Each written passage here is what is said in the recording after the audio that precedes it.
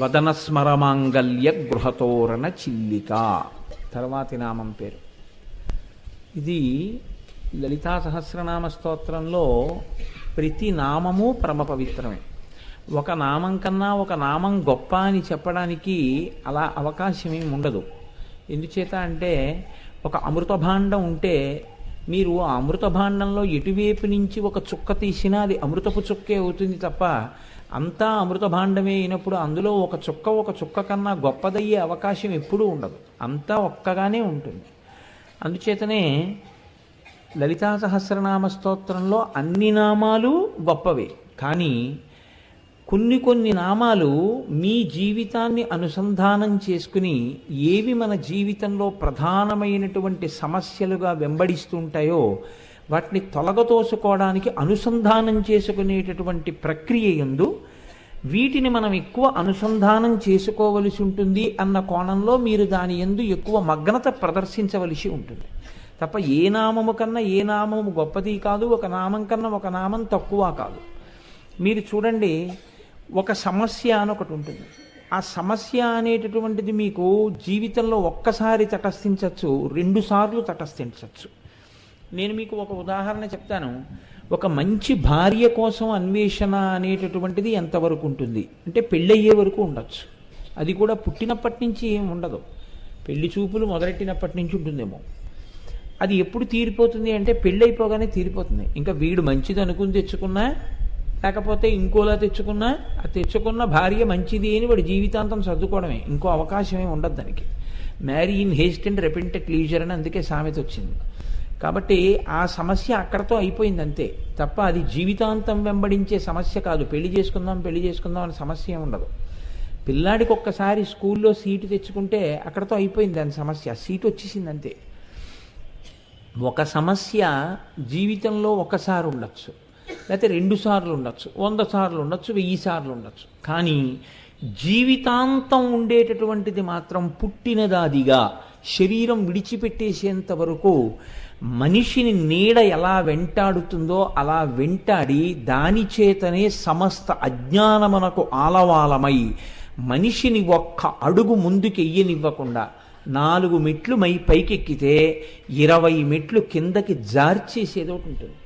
మీరు ఎప్పుడైనా కొంచెం జాగ్రత్తగా ఆ విషయాన్ని పరిశీలనం చేసే ప్రయత్నం చేయండి. దీన్నే భయము అని పిలిచింది శాస్త్రం. భయం అనేటటువంటిది మనిషిని వెంటాడుతూనే ఉంటుంది జీవితంలో. ఇది పుట్టినదాదిగా అమ్మ కడుపులో ఉన్నప్పుడు భయం గురించి పక్కన పెట్టండి, జగత్తులోకి ప్రవేశించింది మొదలు వాడికి భయమే. ఈ భయం ఎప్పుడు తీరిపోతుంది అంటే ఆ కట్టె కాలిపోయినప్పుడు తీరిపోతుంది. అప్పటి వరకు ఎంత భయం అంటే ఎప్పుడూ భయానికి మొదటి కారణం ఏదై ఉంటుందంటే నేనేమైనా అయిపోతానేమో. పోనీ నేనేమైనా అయిపోతానేమో అని బెంగ పెట్టుకున్న వాళ్ళందరూ ఉండిపోయారా? ఉండిపోయిన వాళ్ళు లేరు. నాకేమీ అవదు అనుకున్నవాడు ఉండిపోయాడా? ఉండిపోయిన వాడు లేడు. నువ్వు వెళ్ళిపోవడం అన్నది ఒకసారి నిజమైపోయిన తర్వాత ఇంక నీకు ఆ శరీరంతో సంబంధం లేదు, నీకు ఆ శరీరంతో సంబంధం ఉన్న ఏ వస్తువుతోటి సంబంధం లేదు.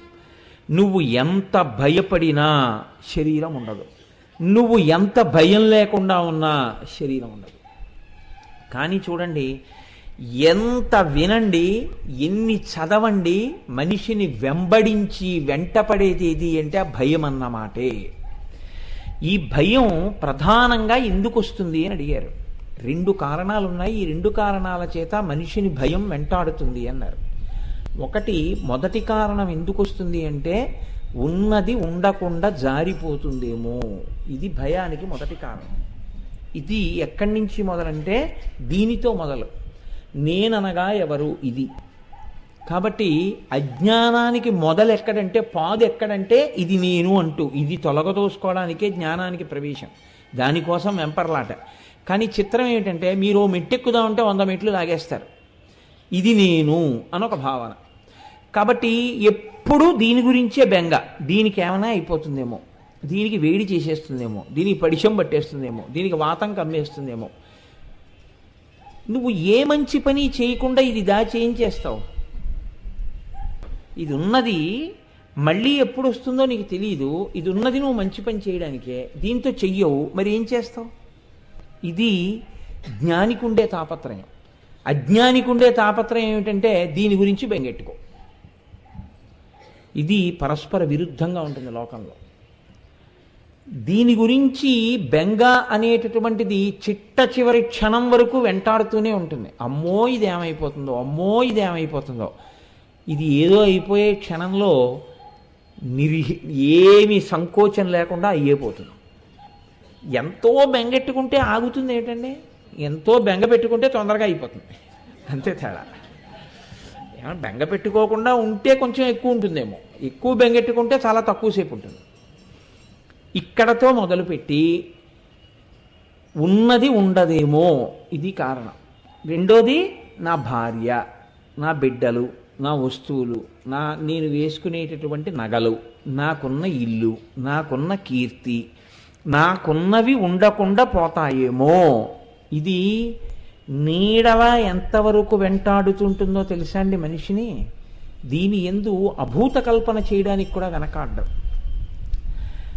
నేను ఇది వదిలిపెట్టకుండా ఉండలేకపోతున్నాను అనేటటువంటి మోహబుద్ధిని దాచుకోవడానికి ఎన్నో అసత్య ప్రకటనలు చేస్తుంటాడు. నాకేం లేదండి, నాకేం తాపత్రయం లేదండి అంటాడు. ఉట్టిది అలా అన్నాడంటే తాపత్రయం అన్నమాట బాగా జీర్ణమైందని గుర్తు. అదేదో తెలియకపోతే ఆ మాట ఎలా వచ్చింది అసలు? కాబట్టి ఉన్నది పోతుంది మొదటి భయం, మనకి రావలసింది రాదు రెండో భయం. మీరు చూడండి లోకంలో దేనికి భయపడిపోతారు అంటే జనం అన్నిటికన్నా భయం ఏంటంటే, ఏదైనా విన్నారనుకోండి, ఇది మీరు విన్నారు కాబట్టి మీకు 1000 రూపాయలు వస్తాయి అన్నారనుకోండి, చాలా సంతోషపడిపోతారు. అంటే ఏదో రావాలి, ఏదో రావాలన్న తాపత్రయం ఉంటుంది. ఈ రావడాన్ని శాస్త్రము యోగము అంటుంది. యోగము అంటే కొత్తది వచ్చుట. కోటేశ్వరరావు గారికి వాహన యోగం వచ్చిందండి అన్నారు అనుకోండి, అంటే నేను ఒక కారు కొనుక్కున్నాను అని గుర్తు. కోటేశ్వరరావు గారికి ఏదో గృహయోగం వచ్చిందండి అన్నారు అనుకోండి, నేను సొంత ఇల్లు కట్టుకున్నాను అని గుర్తు. ఇలా యోగము అంటే ఇత పూర్వము లేనిది ఇప్పుడు వచ్చింది, ఇలా ఇప్పుడు వస్తే యోగం పట్టిందంటారు. ఉన్నది ఉన్నది క్షేమంగా ఉందంటారు. ఇత పూర్వం ఏముంది అంటే, ఏదో నా దగ్గర 2 పుస్తకాలు ఉన్నాయి, ఆ 2 పుస్తకాలు అలాగే ఉన్నాయి, తెల్లారేటప్పటికి దొంగలు ఎత్తుకుపోలేదు, క్షేమం. ఉన్నది ఉంటే క్షేమం, కొత్తది వస్తే యోగం. మనిషి భయం దేనికంటే ఉన్నది పోతుందని, క్షేమంగా ఉండదేమోనని, రావలసింది రాదేమోనని, ఈ రెండింటికి భయపడుతుంటాడు. ఇప్పుడు మీరు ఈ విషయంలో మీ ఎవరికైనా నాతో అభిప్రాయ భేదం ఉందా? భయానికి ఈ 2 కారణాలు కావు అని ఏమైనా ఉందా? ఉండదు. ఈ 2 కారణం. ఈ 2 కారణమైతే ఈ రెండిటి యందు మీ ప్రమేయము ఎందుకు లేకుండా ఈశ్వర ప్రమేయాన్ని ఈశ్వరుడు తీసుకొచ్చి అక్కడ పెట్టాడు. చూడండి, దీన్ని నేను ఉంచుకోగలను అని ధైర్యంగా చెప్పగలిగిన మొనగాడుంటే 1,000,000 మంది వైద్యులు కూడి వచ్చిన కాని మరణమయ్యడి వ్యాధి మాన్పలేరు.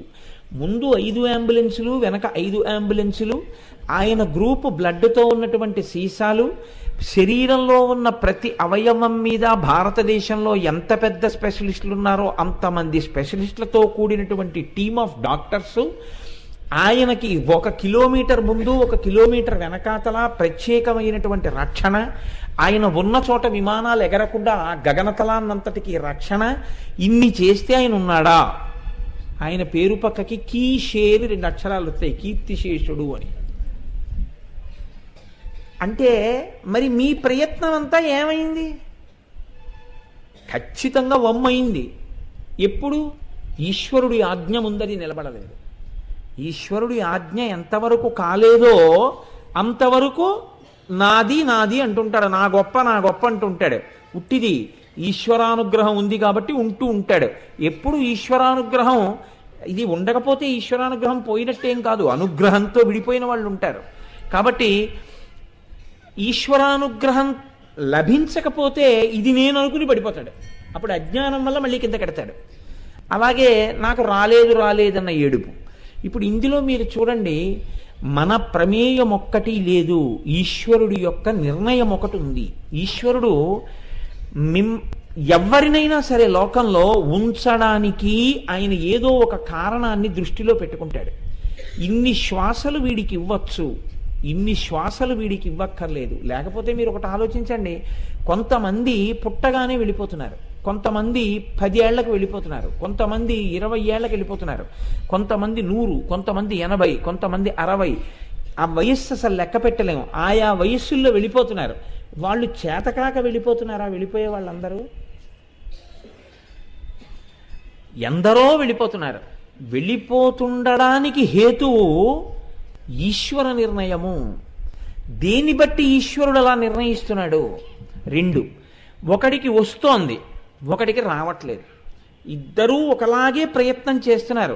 ఎంసెట్కి వెళ్ళే వాళ్ళల్లో ఎవరు ఇంజనీర్ కావద్దని కానీ, మంచి కాలేజీలో సీటు రాకూడదని కానీ, నేను ఒక పనికిమాలిన కాలేజీలో చదువుకుని ఇంజనీరింగ్ అయిపోయిన తర్వాత నా అప్లికేషన్ పట్టుకుని ఊరూరా తిరిగేటటువంటి దౌర్భాగ్య జీవితమును గడిపేదనుగాక అని సంకల్పం చేసి ఎంసెట్ ఎవరు రాస్తారండి? ఎవరు రాయరు. ప్రతివాడికి ఏమిటుంటుందంటే మొట్టమొదటి ఆప్షన్ జేఎన్టీయూ, హైదరాబాద్లో సీటు రావాలనే పెడతాడు. కానీ అందరికీ వస్తోందా? ఒక 40 మందికి వస్తోంది.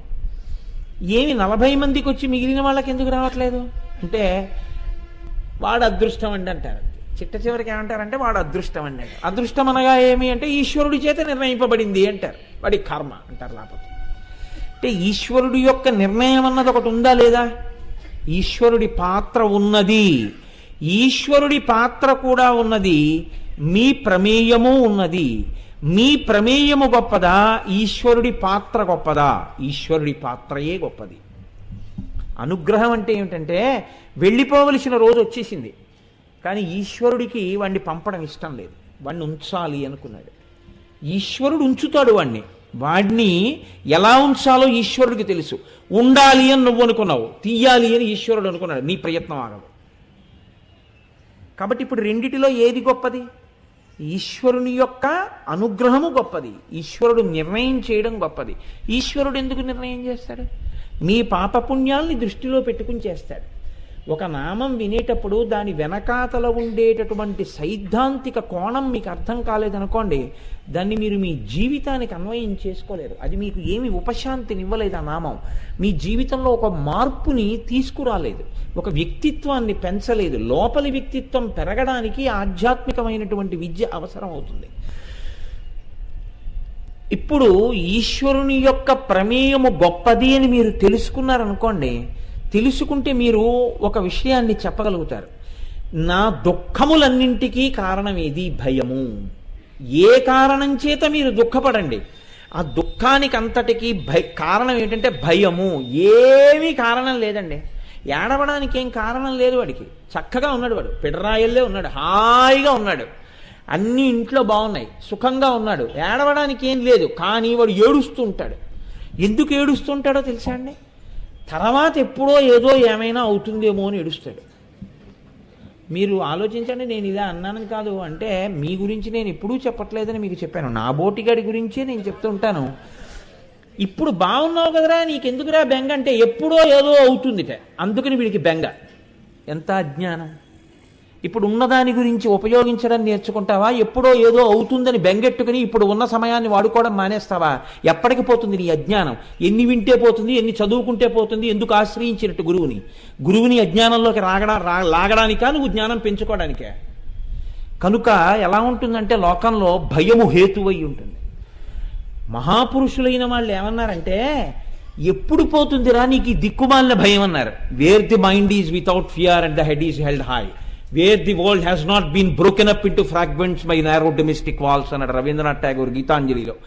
ఎన్నడు పోతుంది ఈశ్వరా ఈ భయం? భయము లేని స్థితికి నేను పైకెత్తబడెదనుగాక. నిర్భయత్వమే ఆధ్యాత్మికమైనటువంటి జ్ఞానమునకు పరాకాష్ఠ.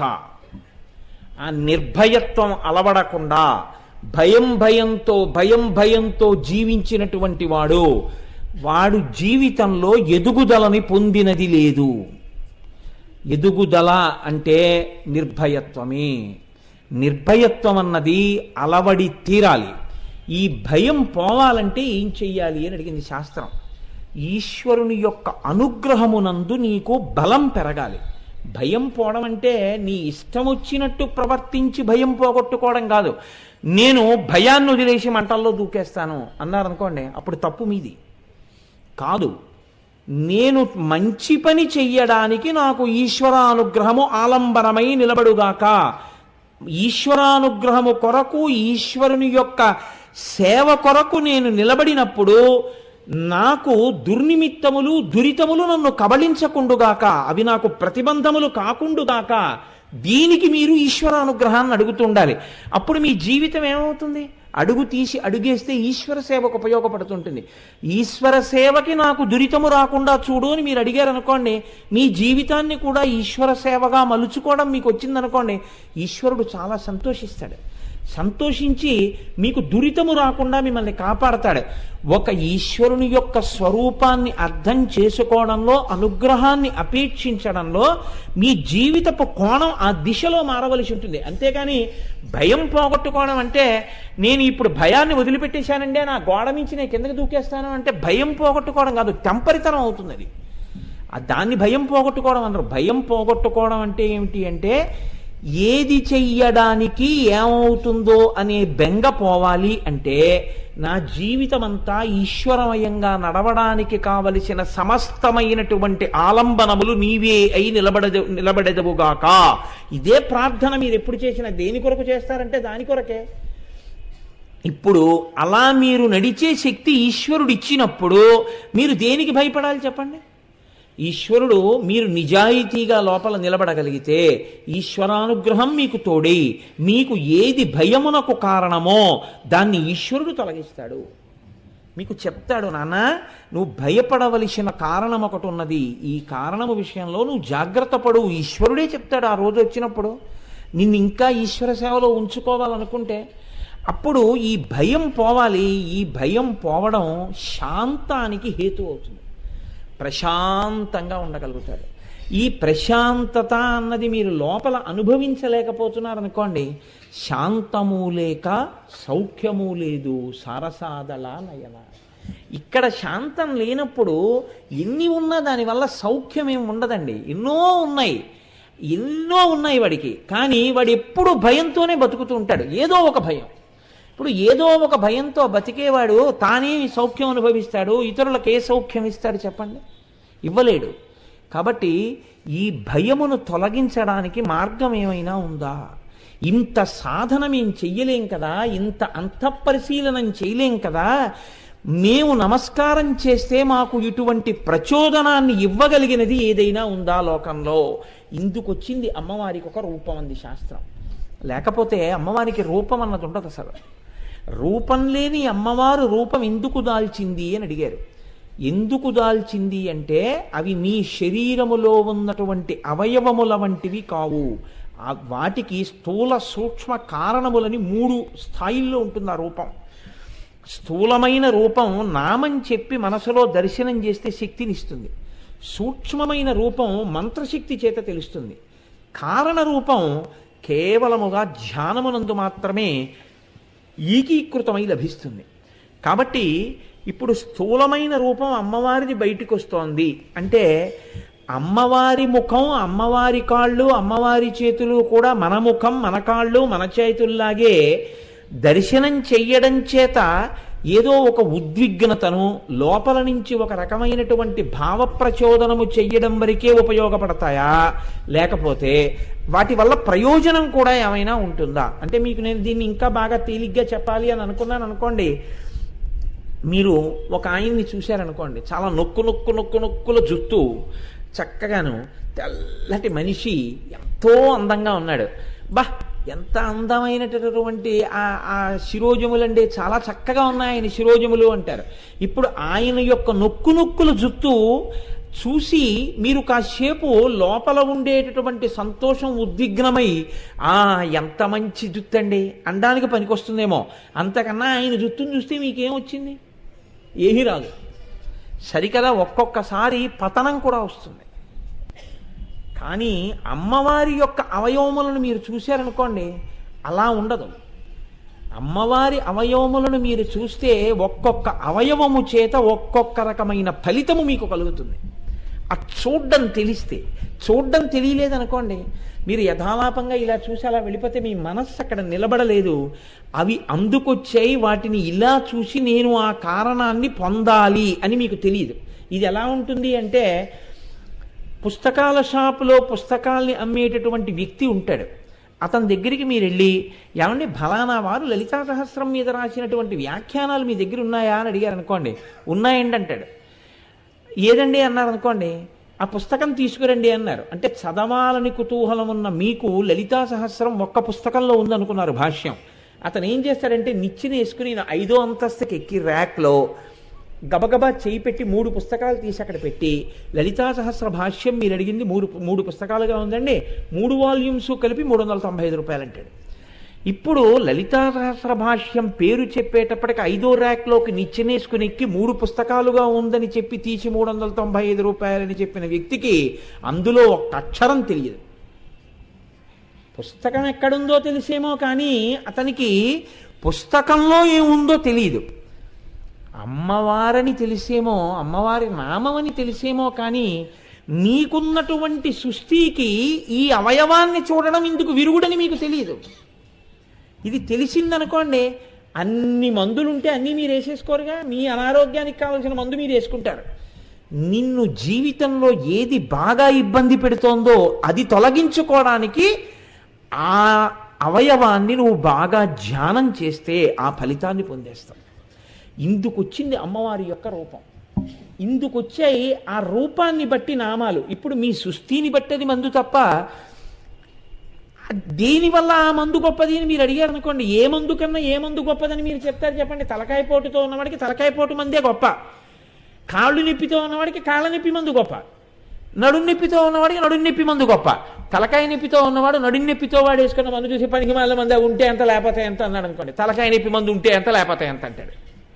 వాడి మందుని వీడు మందుని వాడు తిట్టుకుంటే ప్రయోజనమా? ఎవడికి కావలసిన మందు వాడిని ఉద్ధరిస్తుంది. అమ్మవారి శరీరం కూడా అంతే. మీకు ఏ ఇబ్బంది ఉందో ఆ ఇబ్బందిని తొలగించడానికి ఆ ప్రత్యేకమైనటువంటి అవయవ దర్శనం మిమ్మల్ని కాపాడుతుంది. ఇందులో ఒక్కొక్కరికి ఒక్కొక్క సమస్య వ్యక్తిగత స్థాయిలో ఉండొచ్చు, కొంతమందికి ఉండొచ్చు. అందరికీ ఉండే సమస్యలు కొన్ని ఉంటాయి. భయము. ఈ భయము అన్నది సాధారణంగా ఏ ఒక్కరికో ఉండేది కాదు, సమస్త మానవాళికి ఉంటుంది. ఇన్ని చెప్పారు కదా కోటేశ్వరారు, మీరు మీకెప్పుడూ భయం లేకుండా ఉంటుందా అని అడిగారు అనుకోండి, ఇలా ఎవరన్నా అడుగుతారేమో అన్న భయం నాకుంది. చూసారా? కాబట్టి భయం పోయిందని మీరు అనుకుంటున్నారా? ఖచ్చితంగా నాకు భయం ఉంది. భయం ఉంది కాబట్టే ఇంత కష్టపడి చెప్పుకొని ఒకటికి ఒక మాట సమన్వయం చేసుకుంటాను. ఎందుకు సమన్వయం చేసుకుంటాను అంటే, నేను మెట్లెక్కడానికే తప్ప మీకు నేను బోధ చేస్తున్నాను అనుకోకండి. నన్ను నేను ఉద్ధరించుకోవడానికి చేసుకునే ప్రయత్నం ఇదంతా. కనుక ఇప్పుడు వచ్చిన నామం ఆ భయాన్ని పోగొడుతుంది. ఇది గురువులైన వారు పసిగడతారు. వీడికి వచ్చిన జబ్బుకి ఈ మందు పనికొస్తుందని డాక్టర్ గారు రాస్తారు. ఈ మందు ఇదిగో ఇక్కడ ఉందని మందుల కొట్లో ఆయన కనిపెడతాడు. వేసుకుని వీడు తరిస్తాడు. అలా ఇది ఇచ్చినది అమ్మవారు, ఇక్కడ ఉన్నది అని చెప్పిన వారు భాస్కర్ రాయల వారు.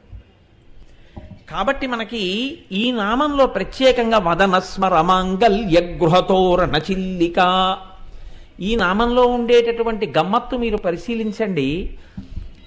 మన్మధుడికి చాలా కాలానికి ఒక మంచి ఇల్లు దొరికింది అన్నారు. గృహ అంటే ఇల్లు. ఏమి ఇల్లు ఎందుకు దొరకాలి అంటే, మీరు అక్కడ పట్టుకోవలసి ఉంటుంది. ఇల్లు భయమును పోగొట్టేటటువంటిది. అమ్మయ్యా ఇంటికి వచ్చేసానంటాడు. ఎక్కడో కొంచెం ఒంట్లో బాగోలేదనుకోండి, నేను ఇంటికి వెళ్ళిపోతానండి తొందరగానంటాడు. అమ్మయ్యా ఇంటికి వచ్చేసాను, ఇంక ఇబ్బంది లేదంటాడు. రాత్రి తలుపులు వేసేసుకో పడుకున్నాడు అనుకోండి, అమ్మయ్యా నా ఇంట్లో నేను ఉన్నానంటాడు. ఇల్లు భయమును పోగొట్టేటటువంటి రూపమై ఉంటుంది. ఇప్పుడు భయానికంతటికీ కారణం ఎవరు? ఎప్పుడూ భయపడేవాడెవరు? మన్మధుడు. స్మరుడు అన్నారు. స్మర అన్న శబ్దమే ఎందుకు అయ్యాలి? ఆయనకి ఎన్నో పేర్లు ఉన్నాయి. మనసిజ అని ఒక పేరుంది, అనంగుడు ఒక పేరుంది, అలాగే పుష్పబాణుడు ఒక పేరుంది. ఎక్కడ ఏ పేరు వెయ్యాలో ఆ పేరే వేస్తారు తప్ప అన్నీ మన్మధుడి పేర్లే కదా అని వేరు. ఆయన పేరు స్మరుడు అన్నారు ఇక్కడ. స్మరుడు అంటే ఏమిటో తెలుసా అండి? ఎవరిని స్మరించగానే కామినులను కాముకుల వద్దకు, కాముకులను కామినుల వద్దకు పంపగలడో వాడి పేరు స్మరుడు. దీన్ని మీరు చాలా జాగ్రత్తగా పట్టుకోవాల్సి ఉంటుంది. ఇప్పటి వరకు నేను బాగున్నాను, చాలా భరమభక్తితో ఉన్నాను. నా మనస్సు ఏ వస్తువుని స్మరించడం వల్ల అదుపు తప్పుతానో అటువంటిది స్మరించడం వల్ల నా మనస్సు అదుపు తప్పి నేను అటువంటి సుఖము కొరకు ఆ వస్తువును ఆశ్రయిస్తానో అలా నన్ను తిప్పగలిగినటువంటి శక్తికి స్మరుడు అని పేరు. ఇది నా మీదే పెట్టుకోవడానికి కారణం, నాకు ఎవరి మీద పెట్టడము ఇష్టం లేదు. దీన్ని వాక్యపరంగా చెప్తే కామినులను కాముకుల వద్దకు, కాముకులను కామినుల వద్దకు చేర్చువాడు. అది భార్య దగ్గరికి భర్త కావచ్చు, భర్త దగ్గరికి భార్య కావచ్చు, హీన స్థాయిలో ఇంకేదైనా కావచ్చు. లేదా విశాలమైన అర్థంలో అది ఏ కోరిక అయినా కావచ్చు. కామము అంటే ఎప్పుడూ స్త్రీ పురుష సంబంధమైనటువంటి కామమే అయ్యి ఉండక్కర్లేదు. నాకు ఒక మంచి పంచె కొనుక్కోవాలనుంది, కామమే కోరిక. నాకు ఏదో మంచి పండు తినాలనుంది, కామమే కోరిక. ఎక్కడ కామం ఉందో అక్కడే భయం ఉంది. ఎందుకని? అది నాకు దొరుకుతుందో దొరకదో. సినిమాకి వెళ్ళారనుకోండి, టిక్కెట్ దొరుకుతుందో దొరకదో. లైన్లో నించున్నాడు అనుకోండి, నేను కోరుకున్న క్లాస్ అయిపోతుందేమో. ఒకవేళ ఇంకొక 2-3 ఉన్నారనుకోండి, భయం ఇంకా పెరిగిపోతుంది. ఇప్పుడే అయిపోయాయని ఎవరు అనడు కదా. ఒకవేళ దొరికినా నా భార్యకి ఏ రోలోనూ నాకు ఈ రోలోనూ ఇవ్వడు కదా. ఇంత ఉత్కంఠతో మీరు తీసుకుని నంబరింగ్ ఉందా అండి అంటారు. ఎందుకని? భయం. నంబరింగ్ లేకపోతే అందరూ తలో చోట కూర్చుంటే నేను మా ఆవిడ తలో 2 చోట్ల కూర్చోవాలేమో. ఇది 2 మగాళ్ళ మధ్యలో కూర్చుంటే, నేను ఎక్కడో కూర్చుంటే ఇంకా సినిమా చూడడం ఉండదు, భయం. ఆవిడ వంకే చూస్తూ కూర్చోవాలేమో. కాబట్టి నంబరింగ్ ఉందండి అన్నాడు అనుకోండి, అప్పుడు మళ్ళీ ఇంకో భయం. ఫ్యాన్ కింద వచ్చిందా, చిట్ట చివరకు వచ్చేసిందా. చిట్ట చివరికి వస్తే ఏమండి అన్న అనుకోండి, గోడ పక్క దోమలు ఉంటాయండి, పక్కంతా పీకేస్తాయి. అంతెక్కడండి ఆ భయానికి? ఇంత వీడిపోని చాలా బాగుంది అనుకుని లోపలికి వెళ్ళారనుకోండి, ఆ కుర్చీ ఇలా ఉంటుంది. అక్కడి నుంచి నడుం నొప్పి రేపు మళ్ళీ ప్రారంభం అవుతుందేమో భయం. వద్దు వెళ్ళిపోదామంటే ఇన్నాళ్ళకి తీసుకొచ్చారు, నడుం నొప్పి మీకు ఇక్కడికి వచ్చినానా అంటుందేమో అని భయం. దిక్కుమాలిన భయంతోనే జీవితం. ఎప్పుడూ భయమే, అది వదిలింది ఎప్పుడు. కాబట్టి ఎక్కడ కోరిక ఉన్నదో దాని నీడ భయం ఉన్నది. కోరిక లేకుండా నువ్వు ఉన్నావా? ఒక్కనాటికి లేవు. కోరిక భయము, కోరిక భయము. కాబట్టి స్మర. మరి ఈ స్మరుడు మనందరినీ కోరికల్లో పెడుతున్నాడు, కోరికల చేత భయము కల్పిస్తున్నాడు. బాగున్నాయి ఈ 2. మరి ఈయనకి ఎందుకంటే భయం? ఈయనకి భద్రమైన ఇల్లోటి కావలసి వచ్చింది. భద్రమైన ఇల్లు అంటే ఏమిటి? ఆయనకి భయం లేకుండా చెయ్యగలిగిన ఇల్లు. ఏమి ఇంతకు ముందంతా ఎందుకు లేదు అంటే, ఎవరితో తగువెట్టుకుంటే లోకంలో మన శాంతితో బతకలేడో వాళ్ళతో తగువెట్టుకున్నాడు. ఇది లోకంలో చేసేటటువంటి పెద్ద పొరపాటు. నీ మనశ్శాంతికి ఏది హేతువో దానితో తగువెట్టుకుంటాం. పెట్టుకుంటే ఏమవుతుంది? శాశ్వతంగా అశాంతిలోకి జారిపోతాం. దీనికి కారణం ఏమిటి అంటే పరిధిని అతిక్రమించుట. మన్మధుడు ఏం చేశాడు? తన పరిధిని తాను అతిక్రమించాడు. అయితే ఒక్కటి, పరిధి తెలియక అతిక్రమించలేదు, తెలిసి అతిక్రమించాడు. ఇది మరీ దోషం. ఇంద్రుడు పిలిచి మన్మధుణ్ణి, నువ్వు వెళ్ళి శివుడి మీద బాణం వెయ్యి అన్నాడు. అంటే అన్నాడు, నేను ఆయన మీద బాణం వేయడం ఏమిటంటే నా శక్తి సరిపోతుందా అన్నాడు. అన్నవాడు నేను వెళ్ళను అని ఉంటే బహుశా మన్మధుడి యొక్క అధికారం ఒక్కటే పోయి ఉండుండేదేమో. కానీ శివుడి మీదకి వెళ్ళి బాణం వేశాడు ఇంద్రుడి దగ్గర మెహర్బానీ కోసం. ఏమయ్యాడు? భుగభుగయను పెనుమంటలు భగభగమని మండనంత బ్రహ్మాండంబుల్ దిగులు దిగు దిగులు దిగులు దిగులన తెగిమరుపై చిచ్చు కన్ను దేవుడు విచ్చన్. పోతన గారు వీరభద్ర విజయంలో ఏమి పద్యాలకి ప్రాణప్రతిష్ఠ చేశారో. అక్కర్లేని విషయాన్ని నెత్తికెత్తుకున్నందుకు భుగభుగయను పెనుమంటలు భగభగమని మండనంత బ్రహ్మాండంబుల్ దిగు దిగులు దిగులు దిగులన తెగిమరుపై చిచ్చు కన్ను దేవుడు విచ్చన్. పరమశివుడు మూడో కన్ను తెరిచాడు. ఎందుకు తెరిచాడు? ఆయన ఇంకోళ్ళ మీద బాణం వేస్తే తన స్వధర్మం తను చేసుకున్నాడు. ఆయన దగ్గరికి వెళ్ళి అడిగిన వాళ్ళకి చెప్పుకునే సలహా చెప్పుకుంటే ఇబ్బంది లేదు. ఆయన దగ్గరికి వెళ్ళి అడగని సలహా ఎవరికి ఇవ్వకూడదో వాళ్ళకి ఆ సలహాలు ఇవ్వకూడదు. వాడు ఎక్కడ ఉండి ఇచ్చినా ఎవరి ద్వారా ఇచ్చినా వాడు తప్పే చేస్తున్నాడు. వాడు తన పరిధిని అతిక్రమించాడు. కాబట్టి ఇప్పుడు ఏం చేశాడు అంటే ఇంద్రుడి మెహర్బానీ కోసమని పరమశివుడి మీద బాణం వేశాడు. ఇప్పుడు పరమశివుడు మూడో కన్ను తెరిచి కాల్చేశాడు. బూదైపోయాడు. ఎలా అయిపోయాడు? ఆయన ఒక్కడైపోలేదు, మన్మథుడు. అందుకే పౌరాణిక సాహిత్యం మనకి మార్గాన్ని చూపిస్తుంది జీవితంలో. కలహంసములతోడ గండుకో ఇళ్ళతో మేలైన కమ్మతెమ్మెరలతోడ చిలుకలగములతో అలరుతేరుతో శరము పూంచిన శరాసనముతోడ పుష్పహారములతో పుష్పాస్త్రములతోడ దనరారు మకరకేతనముతోడ పువ్వుల జోడుతో పువ్వుల దొనలతో కొమరారు చిగురాకు గొడుగుతోడ మరియు తగిన ఎట్టె మహిత శృంగారంబుతోడ వేగ తూలి శివుని కంట చిచ్చుచే సుడివుడి పంచవింటి జోదు భస్మమయ్యే. తన తోడు తెచ్చుకున్న కోయిలలతో వేసుకున్న చిగురాకు గొడుగుతో వెంట తెచ్చుకున్నటువంటి పుష్ప బాణములతో పెట్టుకున్నటువంటి భ్రమరములతో కూడినటువంటి వింటి నారితో తెచ్చుకున్న కలహంసములతో అన్నిటితో కలిపి తనకున్న పరివారమంతటితో కలిపి బూదిరాశిగా కింద పడిపోయాడు. ఇప్పుడు ఇక మళ్ళీ పుట్టడం అనేటటువంటి అవకాశం లేదు. ఎందుకని? మహాజ్ఞాని అయినటువంటి పరమశివుడి యొక్క మూడవ కన్ను తెరుచుకోవడం వల్ల బూదిగా పడిపోయాడు. ఇక పుట్టలేడు. ఇప్పుడు ఆయన మళ్ళీ పుట్టకపోతే ఇబ్బంది ఏముందండి, పోతే పోయాడు, ఊరుకోండి. ఎంతమంది పోలేదు? గజాసురుడు పోలేదా? త్రిపురాసురుడు పోలేదా? అతిక్రమించిన మన్మధుడు కూడా వెళ్ళిపోయాడు. ఎందుకు బెంగ? కాదు, బెంగ పెట్టుకోవలసిన వ్యక్తి ఒకరున్నారు లోకంలో. ఎవరు? ప్రకృతి పరిణమించాలంటే, ఈ లోకములు పరిఢవిల్లాలంటే, తామరతంపరగా అన్ని జాతులు పెరగాలంటే మన్మథ బాణములు పడితే తప్ప కామము సుఖముగా పరిణమించి ప్రజోత్పత్తి జరగదు. ప్రజోత్పత్తి యందు ఆనందము అంతర్హేతుకంగా ఉంటుంది. ప్రజోత్పత్తి పరమ దుఃఖభూయిష్టమైపోయింది అనుకోండి, ప్రజోత్పత్తి ఉండదు. ప్రజోత్పత్తి యందు ఆనందం ఉన్నది అంతర్లీనంగా. కామము సుఖమైన కారణం చేత ప్రజోత్పత్తికి వెంపర్లాడతాయి జీవులు. ఇప్పుడు ఈ బాణములు, పుష్పబాణములు మన్మథుడు వెయ్యకపోతే లోకంలో సృష్టి ఆగిపోతుంది. కాబట్టి ఇప్పుడు ప్రకృతిని కాపాడవలసిన అమ్మవారు ముందుకొచ్చి ఈయన్ని మళ్ళీ పునరుజ్జీవితుణ్ణి చేసింది. అమ్మవారు జోక్యం చేసుకుందనుకోండి, అయ్యవారు ఊరుకుంటారు. ఎందుకంటే వాళ్ళ మధ్య పంచసామ్యములు అని ఉన్నాయి.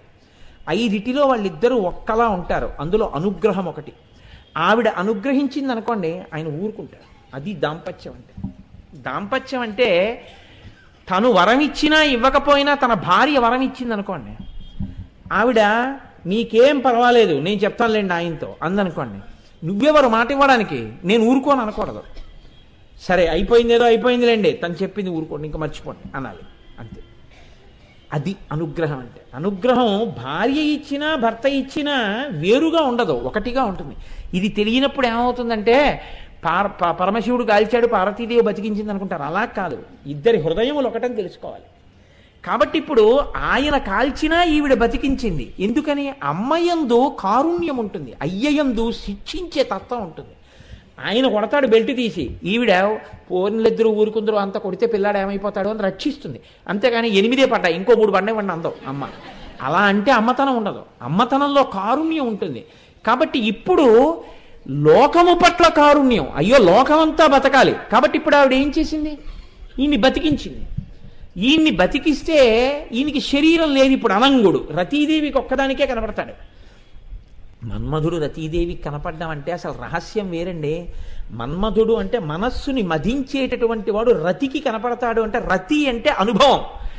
ఎవడి కోరిక యొక్క అనుభూతి వాడి ఆనందంలోనే తెలుస్తుంది. లడ్డూ తినాలన్న నా కోరిక యొక్క అనుభూతి నీ తింటే నాకే తెలుస్తుంది దాని అనుభూతి. ఆ కోరిక తీరడం నాకు తెలుస్తుంది. అందుకే రతికే మన్మధుడు కనబడతాడంటే అది అసలు రహస్యం. కాబట్టి ఇక నుంచి ఆవిడంది నువ్వు రతికి మాత్రమే కనబడతావయ్యా అంది. అనంగుడవై ఉంటావు కానీ పూర్వం ఏం చేశావో అది ఇప్పుడు చేస్తూ ఉండు అంది. కానీ ఇప్పుడు ఆయనకి బెంగ ఏం పట్టుకుందంటే మరి నేను ఎక్కడ ఉండాలని పట్టుకుంది. ఎక్కడ ఉండాలంటే పూర్వం ఉన్నట్టే ఉండు హాయిగాను. హాయిగా ఉండడానికి ఆయన ఎక్కడ లేడు. మీరు దీన్ని కొంచెం జాగ్రత్తగా పట్టుకోవాలి. శివుడు అంటే మంగళం. మంగళం అంటే ఏమిటండి? ఊపిరితో ఉండడమే మంగళం. ఊపిరి వెళ్ళిపోయింది అనుకోండి, షీకి తలకట్టు పైకి లేస్తే శవం, శివం శవం అయిపోతుంది అంతే. కాబట్టి ఇప్పుడు అది పైకి లేచిపోకూడదు. లోపల శివం ఉంటే శోభనం, మంగళం, భద్రం, కళ్యాణం, శ్రేయస్సు. ఇప్పుడు ఆయన ఎక్కడ లేడు, అంతటా ఉన్నాడు. ఎవరి మీద వేస్తాడు బాణం?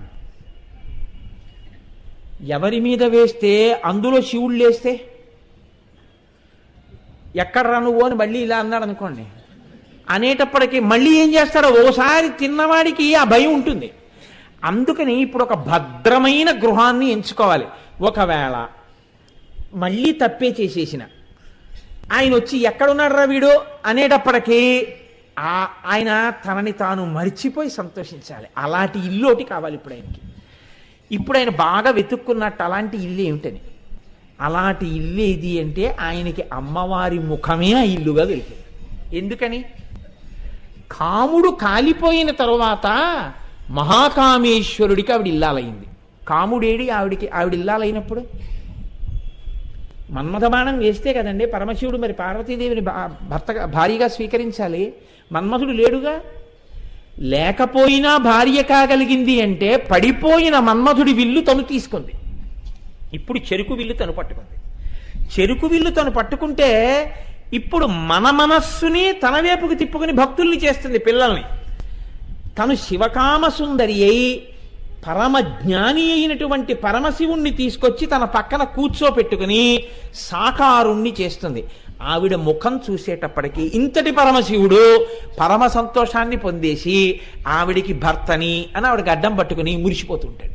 అంటే కాముణ్ణి కాల్చిన వాణ్ణి భర్తగా చేసుకోవడం అంటే మాటలా? శివుణ్ణి భర్తగా చేసుకోవడం అంటే మాటలు కాదండి లోకంలో. అది చేసింది అమ్మవారు. ఇప్పుడు ఆవిడ శివకామ సుందరి అయింది. ఇప్పుడు ఈవిడ ముఖం చూసేటప్పటికీ పరమశివుడు ఏమైపోతాడు? ఏమీ చేయలేడు, నవ్వేస్తాడు.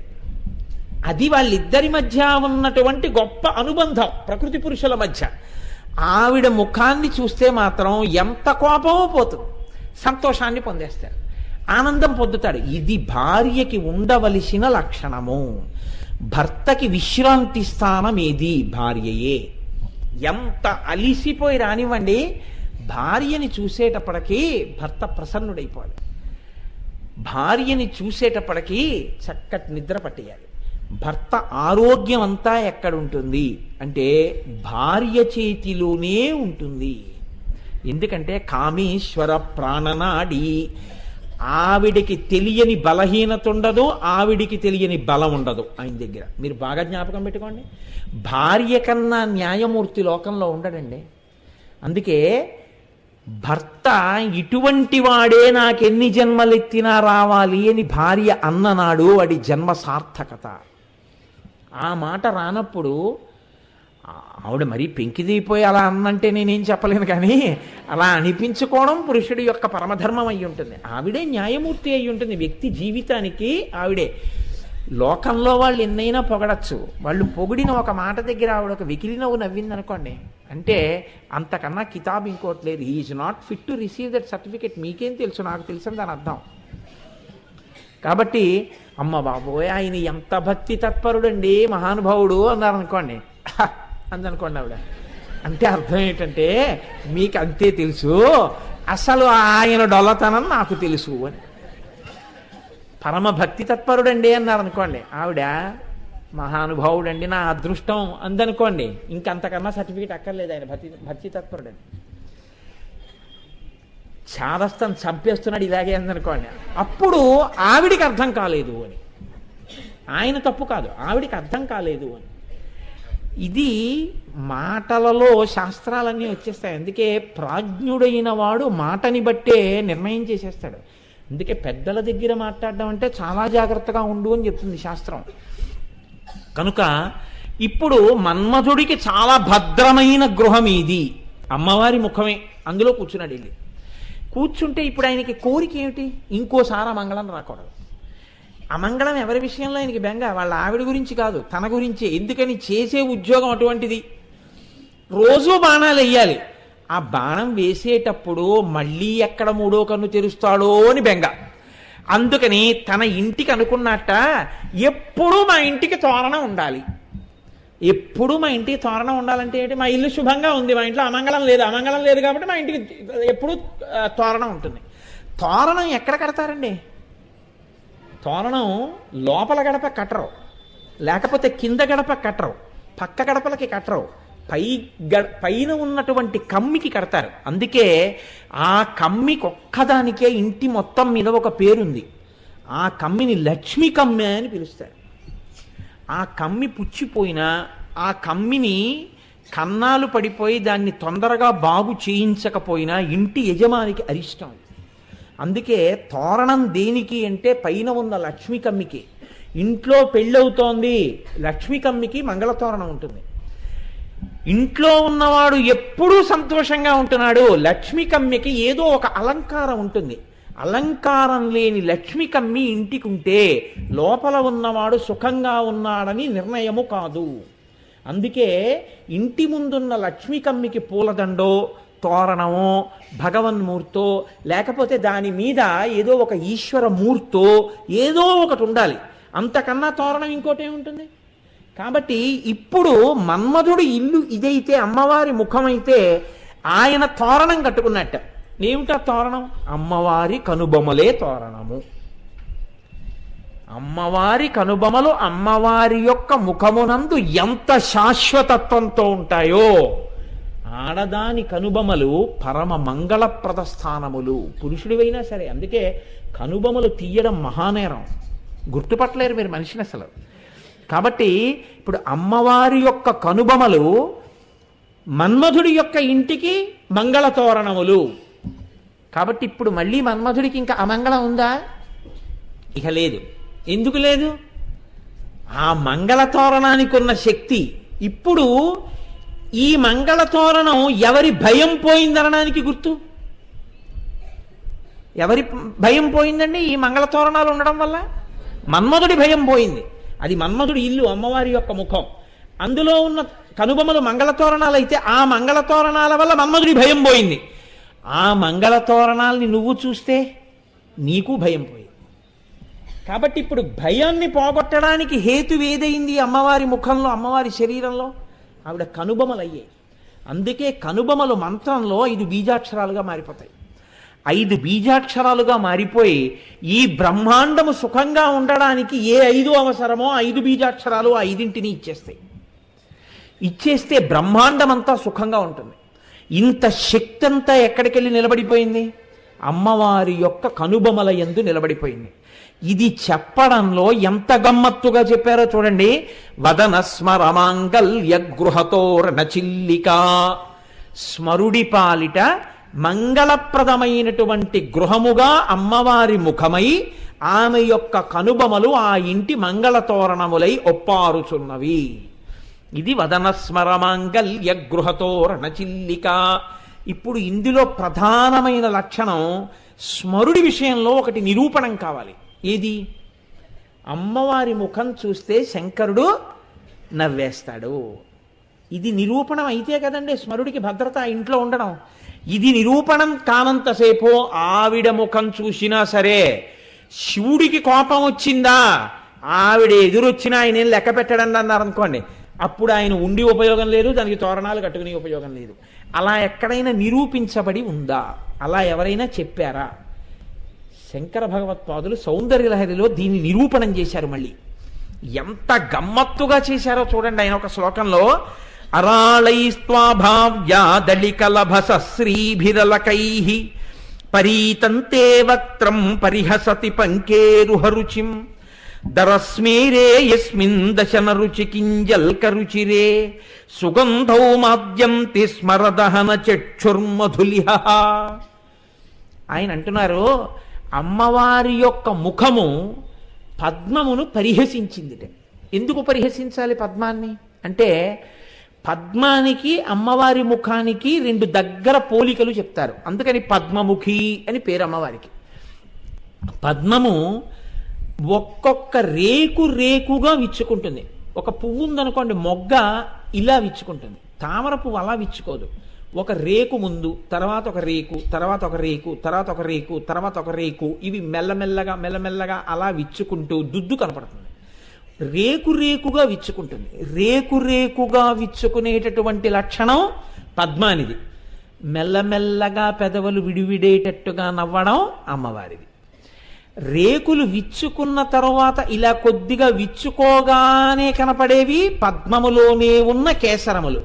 అమ్మవారి పెదవులు కొద్దిగా ఇలా విచ్చుకునేటప్పుడు కనపడేవి దంతములు, అమ్మవారి యొక్క దంతపంక్తి. పువ్వు విచ్చుకోగానే ఇలా దగ్గరికి ఎడితే ముఖానికి తగిలేది మంచి సువాసన. అమ్మవారి ముఖాన్ని దగ్గరగా చూస్తే తగిలేది సువాసన.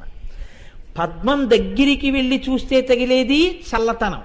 అమ్మవారి ముఖాన్ని దగ్గరగా చూస్తే తగిలేది చల్లతనం. ఇవన్నీ సరిపోయాయి.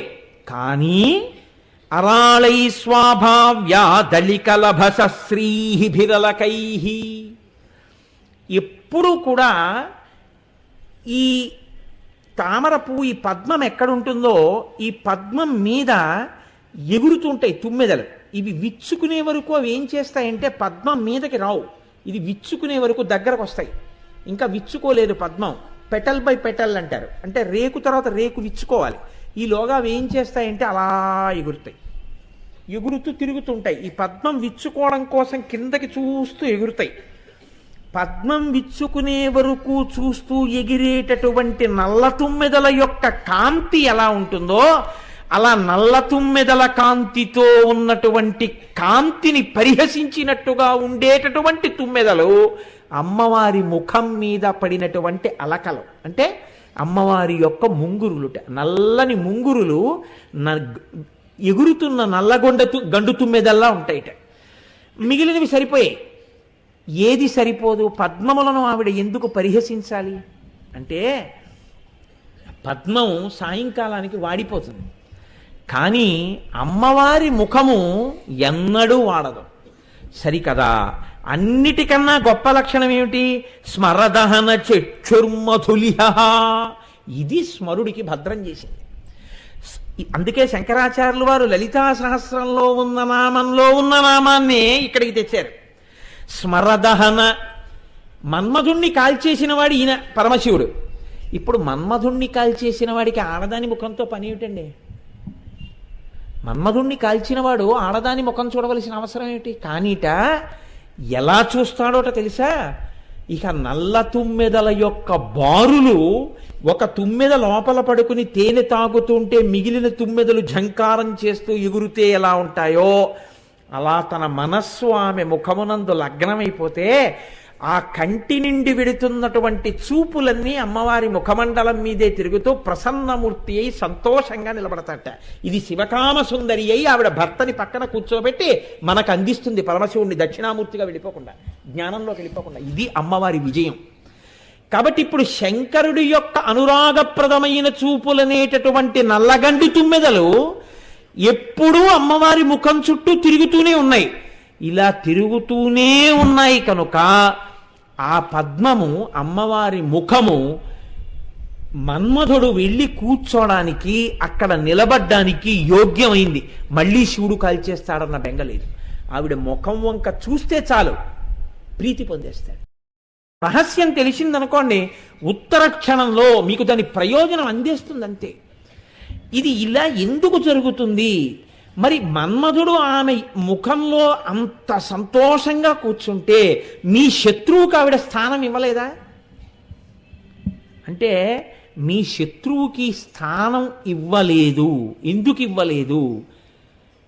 దేనివల్ల మీరు భయపడుతున్నారో ఆ భయం పోవడానికి ఆవిడ కనుబొమల వంక మీరు చూడండి. భద్రమైన స్థానంలో ఆయన ఉన్నాడు. రే వాళ్ళ జోలికి వెళ్ళకో అని ఓ మాట ఉందనుకోండి, అయిపోయింది అంతే.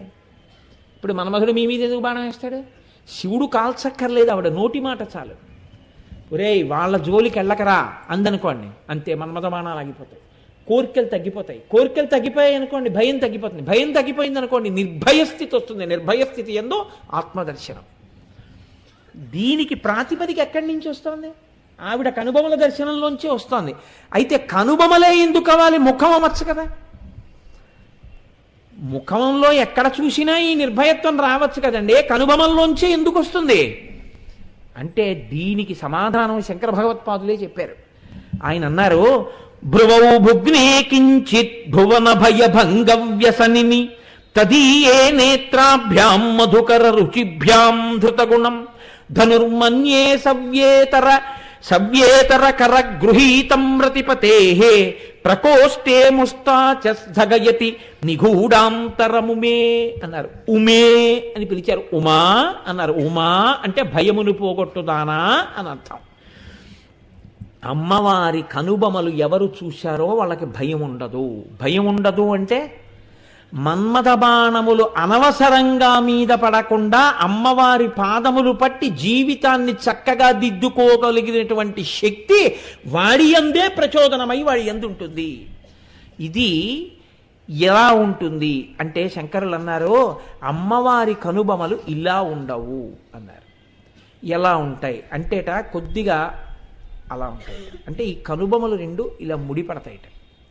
భ్రువౌ భుగ్నే కించిత్ కొద్దిగా ఇలా ముడిపడ్డాయి. ఎందుకు అలా ముడిపడాలట? భువన భయ భంగ వ్యసనిని. వ్యసనిని అంటే ఆలోచనలో ఉంది. ఏ ఆలోచనట ఆవిడికి? భువన భయ భంగ. అయ్యో, భువనములంటే లోకాలు, లోకాలంటే పిల్లలు. అయ్యో నా పిల్లలందరూ ఏదో భయం ఏదో భయం ఏదో భయం, ఎప్పుడూ భయంతో ఉంటున్నారు. నా పిల్లలకి ఈ భయం ఎలా పోతుంది అని ఆలోచిస్తోంది. ఇలాగా మీరు చూడండి, ఆలోచించేటటువంటి ముద్రలో ఉన్నవాళ్ళు ఇలా ఉంటారు. కనుబొమలు ఇలా పెట్టి ఆలోచించడం చాలా అసాధారణమైన విషయం. ఆలోచనలోకి వెళ్ళిపోయాడు అంటే మీకు తెలియకుండానే ఇలా అంటారు. కొద్దిగా కనుబొమలు ముడివేస్తారు. ఇప్పుడు అమ్మవారు కూడా ఇలా ముడి వేసింది, చిన్న ముడి. ఇలా ముడి వేసింది అంటే ఆలోచిస్తోంది. ఏం ఆలోచిస్తోంది? భువన భయభంగ వ్యసనిని, మన భయాల్ని పోగొట్టడం ఎలా అని ఆలోచిస్తోందిట. ఇప్పుడు మీరు ఒకటి ఆలోచించండి, అలా ఉంటే అందం అవుతుందా? అదండి ఆ శ్లోకంలో రహస్యం. మిమ్మల్ని ఆలోచించేటట్టు చేస్తారు శంకరాచార్యుల వారు. ఆలోచించేటట్టు చెయ్యడంలో మీరు ఆ కనుబొమల వంక చూస్తారు. ఇప్పుడు నేను ఇలా కూర్చున్నాను అనుకోండి, ఇప్పుడు నేను అందంగా ఉన్నానా అంటే, అందంగా అంటే నా బుర్ర నేను అందంగా ఉన్నాను కదా, ఒక ఉదాహరణకి చెప్తున్నానంటే. అంతేకాని నేను ఎవరి మీదో పెట్టి వాళ్ళ అందం గురించి నేను మాట్లాడితే అసహ్యంగా ఉంటుంది ఆధ్యాత్మిక సభలో. అందుకని నేను ఉదాహరణగా చెప్పుకోవడం. నేను ఇలా కూర్చున్నాను అనుకోండి, కోటేశ్వరారు ప్రశాంతంగా ఉన్నారు కాబట్టి ప్రశాంతతయే అందము కాబట్టి అందంగా ఉన్నారు అనొచ్చు మీరు. నేను ఇలా ఉన్నాను అనుకోండి, ఆహా ఎంత అందంగా ఉన్నారో ఆ కనుబొమ్మలు ముడివేసి అంటారా? అందరూ ఏమిటో ఆలోచిస్తున్నారండి ఆయన అంటారు. అంటే అప్పుడు అది అందం కాదు, ప్రశాంతత కాదు, ఏదో ఆలోచన. సౌందర్యమునకు రాశీభూతమని చెప్పబడేటటువంటి అమ్మ ప్రసన్నంగా ఉంటే అందమనాలా, కనుబొమ్మలు ముడివేస్తే అందమనాలా? మరి శంకరులు ఎలా అంటున్నారు అంటే, ఇందులో రహస్యం ఏమిటంటే, అందము అన్న మాట పిల్లల కోణంలో ఎప్పుడు అంటే పిల్లల్ని ఉద్ధరించాలని అమ్మబడే తాపత్రయమే మీకు అందం. ఇందాకే చెప్పా తప్ప ఆవిడ భౌతిక అందం మీకెందుకు? అది శివుడికి. మీ భయం ఎలా తీర్చాలని ఆలోచిస్తున్న అమ్మయే మీకు అందము. పిల్లాడికి ఇవాళ ఏం వండి పెడదాం అన్న అమ్మ నీకు సంతోషం. పిల్లాడికి పాపం ఓ 10 రూపాయలు కావాలి, సినిమాకి వెళ్తానంటున్నాడు, మెల్లిగా ఈయనకి చెప్పి 10 రూపాయలు ఎలా ఇప్పిద్దామని ఇలా ఆలోచిస్తూ అంటున్న అమ్మ మీకు అందం. అంటే ఆ ధైర్యం మీకు అందం. అమ్మ అంటే మీకు ధైర్యము. ఇప్పుడు ఇలా ఉన్న అమ్మ మీకు ఎందుకు అందం కాదు? అందమే. మీ కోణంలో చెప్తున్నారా, శివుడి కోణంలో చెప్తున్నారా? మీ కోణంలో చెప్తున్నారు. మీ కోణంలో చెప్తున్నప్పుడు కనుబొమ్మ ముడిబడిన అమ్మే అందం. ఇప్పుడు ఆ కనుబొమ్మ ముడి ఎవరి కోసం? తన కోసం కాదు, మన కోసం. మన కోసం ముడిపడిన కనుబొమలు కలిగిన అమ్మ ఖచ్చితంగా అందగత్తే. కాబట్టి ఇప్పుడు భ్రువౌ భుగ్నే కించిత్ భువన భయ భంగ వ్యసనిని. ఇప్పుడు ఈ కనుబొమలు ఇలా కొద్దిగా ముడిపడ్డాయి. ఈ కనుబొమలు ఎలా చూడడం? అమ్మవారి ముడిపడినటువంటి కనుబొమలు మనం బాగా దర్శనం చెయ్యాలి. చెయ్యండి చెయ్యండి చెయ్యండి చెయ్యండి అన్నాం అనుకోండి, సాధారణంగా మీకు లోకంలో ఉండేటటువంటి గమ్మత్తు ఎలా ఉంటుందంటే, మీరు ఎప్పుడైనా అమ్మవారి మూర్తి దర్శనం చేద్దామని వెడితే ఈ కనుబొమల మీద వెండిది ఏదైనా ఇలా పెట్టేస్తుంటారు, లేకపోతే బంగారపుది ఏదైనా ఇలా పెట్టేస్తారు. కనుబొమ్మ అంటే దేంతో తయారు చేయబడుతుందండి? వెంట్రుకతో చేయబడుతుంది కదా. వెంట్రుకల యొక్క సమూహమే కనుబొమలు. ఇది మీరు ఒడిసి పట్టుకోవలసిన రహస్యం అండి. అమ్మవారి కనుబొమ కనుబొమగా మీకు ఎలా కనపడుతుంది అంటే, వెంట్రుకలతో ఉంటేనే నిజమైన కనుబొమ కదండి. చెయ్యిలా ఉంటే చెయ్యి అనొచ్చు, కనుబొమ అనాలంటే వెంట్రుకలతో ఉంటేనే కనుబొమ. ఏ విగ్రహానికి అలా ఉంటుంది నాకు చెప్పండి? ఉంటుందా ఎక్కడైనా? ఉండదు. మరి ఎక్కడ దర్శనం చేస్తారు మీరు? మనసులో దర్శనం చెయ్యాలి. మనసులో దర్శనం చెయ్యాలంటే మీ మనసుకే అమ్మవారు కనుబొమలు ఇలా ఉంటాయని అందించేవాడు ఉండాలా? ఇలా ఉంటాయని చెప్తే ఇప్పుడు ఏం చెప్పాలి? ఆ వెంట్రుకల యొక్క కూర్పు చెప్పాలి. అప్పుడు సౌందర్య వర్ణనం చేసినట్టే కదా. అప్పుడు మీ భయం పోగొట్టే రూపాన్ని చెప్పడం ఎలా అయింది? ఎలా చెప్పడం ఇప్పుడు ఈ అందాన్ని? కొంచెం జాగ్రత్తగా పట్టుకోండి. తేలిక కాదండి. పెద్ద సమస్యకి విరుగుడు చెప్పాలి. పెద్ద సమస్యకి విరుగుడు పెద్ద స్థాయిలోనే ఉంటుంది. ఎలా చెప్తారు? మీకు వెళ్ళి అమ్మవారి కనుబొమలు చూడండి అన్నారు అనుకోండి, మీరు మళ్ళీ తిరిగి వచ్చి అమ్మవారి కనుబొమలలా ఉన్నాయి కానండి అవి వెంట్రుకలు కావు కదా, నాకు కనుబొమలుగా యథార్థ దర్శనం కాలేదు ఎలా అని మీరు అడిగారు అనుకోండి, నేనేం చెప్పాలి మీకు? నీ మనసులో చూడవయా అని చెప్పాలి. నా మనసులో చూడాలంటే నేను ఒకసారి చూస్తే కదండి నా మనసులో నిలబడేది, ఓసారి నాకు మీరు చూపించండి అన్నారు అనుకోండి, నేనోటి చూస్తే మీకు ఒకటి చూపిస్తాను కదా. నేనోటి చూడాలంటే చూసిన వాడనైతే మీకు చెప్పాలి. చూసిన వారెవరు? ఎవరు ఈ లోకంలో మహాపురుషుడో ఆయనే చూశాడు అమ్మవారిని. ఆ చూసిన వాళ్లే చెప్పాలి అమ్మవారి గురించి. దుర్వాసో మహర్షి చెప్పాలి, మూకశంకరుడు చెప్పాలి, శంకర భగవత్పాదులు చెప్పాలి, అలాంటి వాళ్ళు చెప్పాలి. చెప్తే అమ్మవారి యొక్క కనుబొమ నల్లటి వెంట్రుకలతో, ఆ వెంట్రుకలు ఇంతంత ఉంటాయి, ఇలా కొనదేరి ఉంటుందని చెప్తే ఇప్పుడు అందం చెప్పినట్ట, మీ భయం తీర్చే అమ్మ అందం చెప్పినట్ట, బాహ్య అందం చెప్పినట్టు. బాహ్య అందం శంకరాచార్యులు వారైనా పెట్టడే, అలా ఎలా చెప్పచ్చు? కాబట్టి కనుబొమల గురించి చెప్పడం విషయంలో చాలా కష్టం. ఏదైనా చెప్పచ్చు, కనుబొమల గురించి చెప్పన్నారనుకోండి చెప్పడం కష్టం. చెప్పనన్నారనుకోండి లోకానికి ఉన్న సమస్య తీరదు. ఇది ఒకటి సమస్య కాదు, ఇద్దరి సమస్య కాదు. ఎలా చెప్పాలి? ఈ చెప్పడంలో శంకరుల ప్రజ్ఞ చూడండి. ఆయన అన్నారు భువన భయ భంగవ్యసనిని ఇలా ముడేసింది. ఇప్పుడు మీరు ఎదురుగుండా ఉన్నటువంటి వ్యక్తి ఎవరైతే మీకు చెప్తున్నారో ఆయనని ఊహ చేశారనుకోండి, అనగా శంకర భగవత్పాదుల్ని ఊహించారు. ఇలా అన్నారు అనుకోండి. శంకరాచార్యులు వారి కనుబొమల్ని ఊహించడం పెద్ద విషయం ఏం కాదు కదా. నల్లటి కనుబొమల్ని మీరు ఊహించవలసింది దాన్ని అమ్మవారి కనుబొమలలోకి పెట్టి కదిలి ముడిపడడం మీరు చూడాలి. ఈ కదలిక మీ ఎదురుగుండా ఉన్న మూర్తిలో రాదు, మీ మనసులోకి రావాలంతే. ఎందుకని? కనుబొమలు కనపడుతున్నాయి మీకు, అవి రెండు ఇలా కొద్దిగా ముడిపడాలి. ఈ ముడి ఒక్క నాటికి మీకు ఎక్కడ దొరకదు. ఎలా దొరుకుతుంది? ఇక్కడ మీరు చూడాలి. అదే శంకర భగవత్పాదులు మీకు చేస్తున్న మహోపకారం. ఇప్పుడు ఇలా ఉంటే ఏమంటే కోపంగా ఉన్న అమ్మ అవదా? రెండో ప్రశ్న. అదో కారణం కదండి. మరి అప్పుడు క్రోధమూర్తి అయిన అమ్మని చూడడం మాకు భయం కాదా? కనుబొమల దర్శనం చేసేయడం అంటే ఏదో వదనస్మర మాంగళ్యగృహతో రణచిల్లిక, మన్మధుడు అక్కడేమో నివాసం కట్టుకున్నాడు, అందులో మంగళతోరణాలని చెప్పేయడం 2 నిమిషాలండి. 1000 నామాలు ఇవాళకి పూర్తి చేసేయచ్చు. అందులో ఉన్న రహస్యాన్ని గుర్తెరిగే ప్రయత్నం చేస్తే అసలు నిజంగా మీరు చూస్తున్నారా, నామం చెప్తున్నారా, నామం నోటితో చెప్తున్నారా, ప్రయత్నం చేశారా, బయటకు వచ్చేస్తుంది. ఇప్పుడు చెప్పండి, తేలిక కష్టమా చెప్పడం? ఖచ్చితంగా చాలా కష్టం. ఇది అంటే కనుబొమల గురించి చెప్పడమే. కాబట్టి ఇప్పుడు భ్రువౌ భుగ్ని కించిత్ భువన భయభంగవ్యసనిని, కొద్దిగా ఇలా ముడిపడినటువంటి కనుబొమల్ని ఇక్కడ మీరు ఊహించండి. ఏముందండి ఇది ఊహించడానికి? మీ ఎదురుగుండా ఉన్న వాళ్ళ కనుబొమలు ఏ ఉన్నాయో వాటిని ఒకసారి చూసి అవి ఇలా ముడిపడితే ఎలా ఉంటాయో అమ్మవారి ముఖంలోకి ఇక్కడి నుంచి తీసి యాజ్ ఈజ్ వేరీస్ బేసిస్ మీద అక్కడికి ట్రాన్స్ఫర్ చేయండి. చేసి అక్కడ ఇలా ముడిపడింది అని ఊహించండి. ఊహించి ఇప్పుడు ఆ కనుబొమల వంక చూడండి. కానీ చూసేస్తే మీకు ఆవిడ క్రోధమూర్తిగా లేదా, ఇది భయం.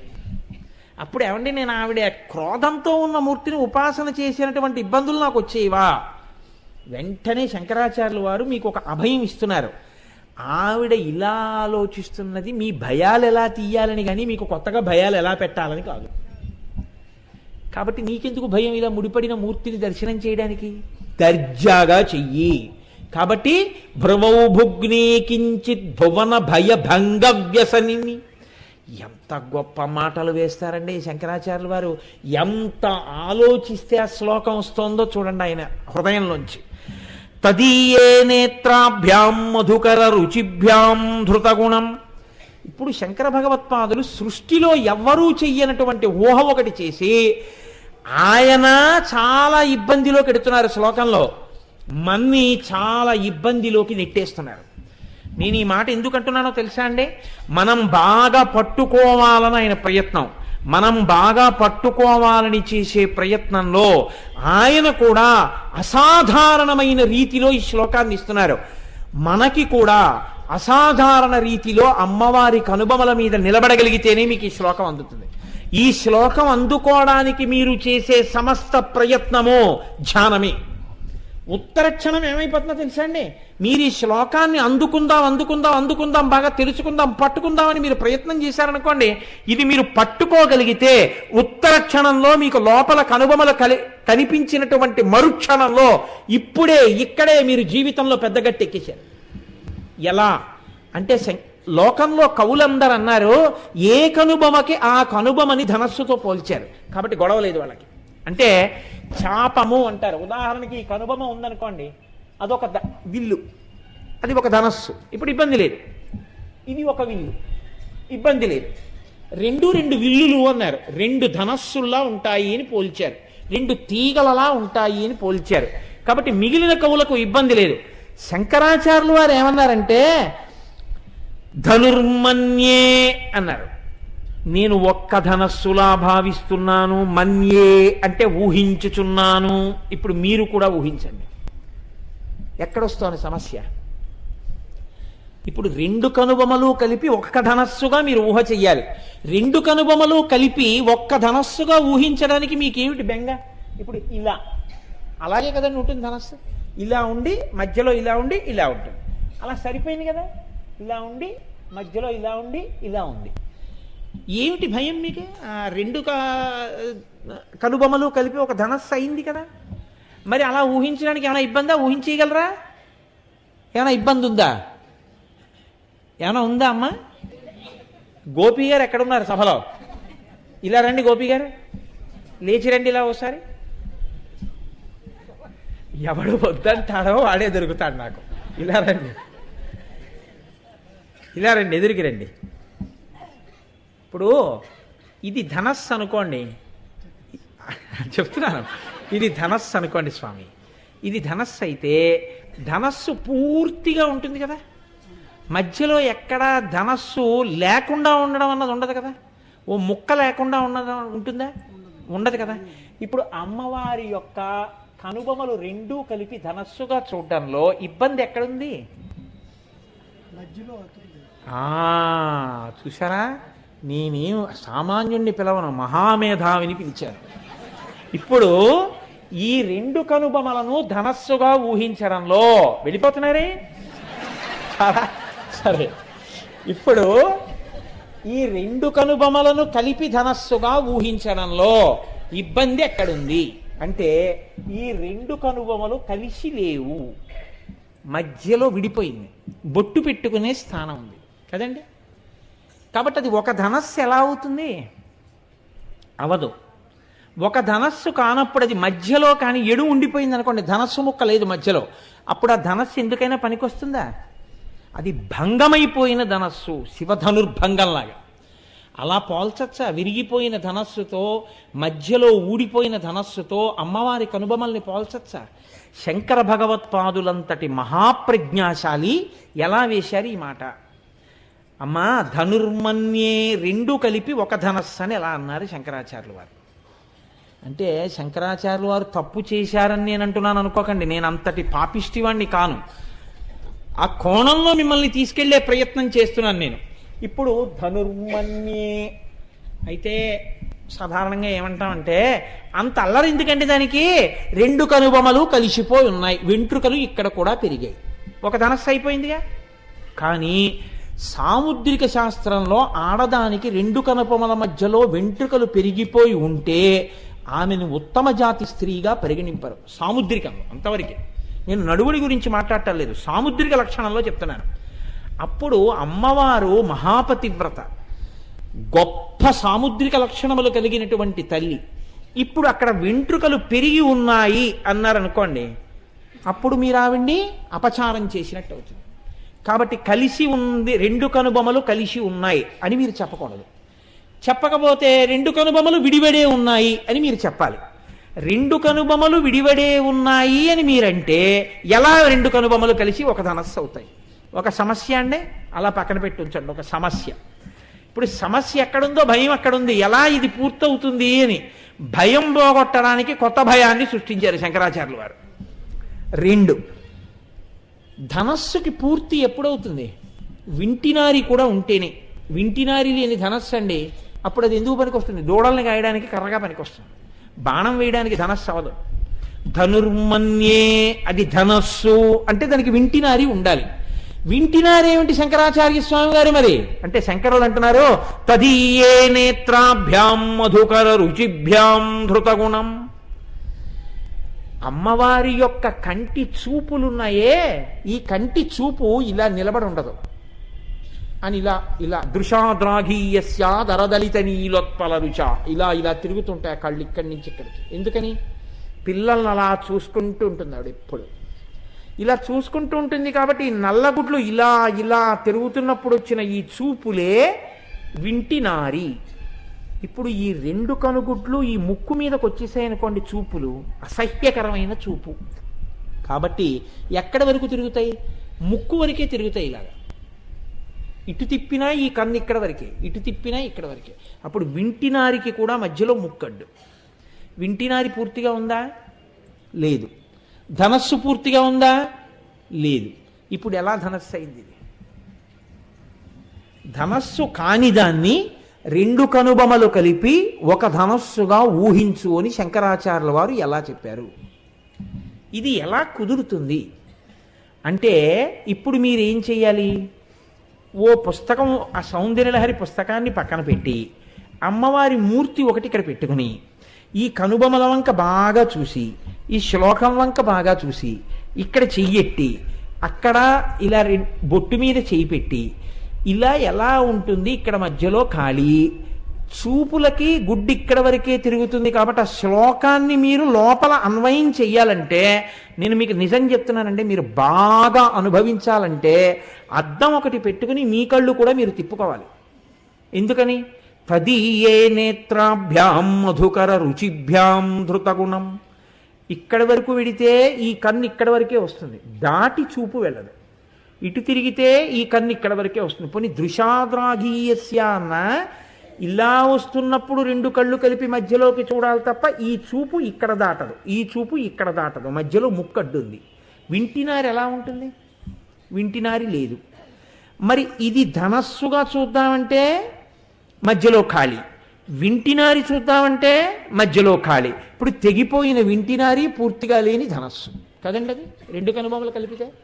అప్పుడు ధనుర్మన్యే అని మీరు ఎలా అంటారు? అపచారమా కాదా అమ్మవారి పట్ల? రెండు ధనస్సులు అన్నారనుకోండి, గొడవ ఉంటుందా? లేదు. ఎందుకని? ఈ కన్ను ఇక్కడ వరకు ఉంటుంది, ఈ కన్ను ఇక్కడ వరకు ఉంటుంది. పై కనుబొమ్మకి ధనస్సు, ఇక్కడ వరకు వింటినారి, ఇదొక ధనస్సు, ఇదొక వింటినారి. రెండు ధనస్సులు అంటే ఇబ్బంది లేదు. రెండు ధనస్సులు కాదు, ఒక్క ధనస్సు అనడం వల్ల వచ్చింది ఇబ్బంది అంతా.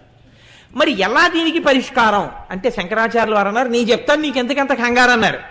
చూడు నేను చెప్తాను, మూడో పాదంలోకి వెళ్ళావు, అక్కడ కదా నేను ధనస్సు అన్నాను, ధనుర్మన్యే. ఇప్పుడు సవ్యేతరకర గృహీతం రతిపతే, అక్కడ మన్మధుడు పట్టుకున్నాడయా అన్నారు. ప్రకోస్తే ముస్తాచగయతి నిగూఢంతరముమే. మన్మధుడు పట్టుకుంటే ఏ చేత్తో పట్టుకున్నాడు? ఏ చేత్తో పట్టుకుంటే మీకేమిటండి సమస్య అని అడగచ్చు. ఇక్కడ మళ్ళీ ఇంకో ఇబ్బంది.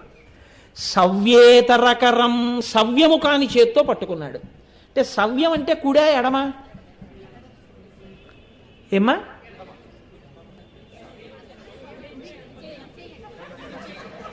అయ్యో మీరు ఇది చెప్తారని నేను అనుకున్నాను. గోపి గారి సవ్యం అంటే ఏమిటి? సవ్యం అంటే ఎడమ. కుడిని ఏమనాలి అప్పుడు? దక్షిణం.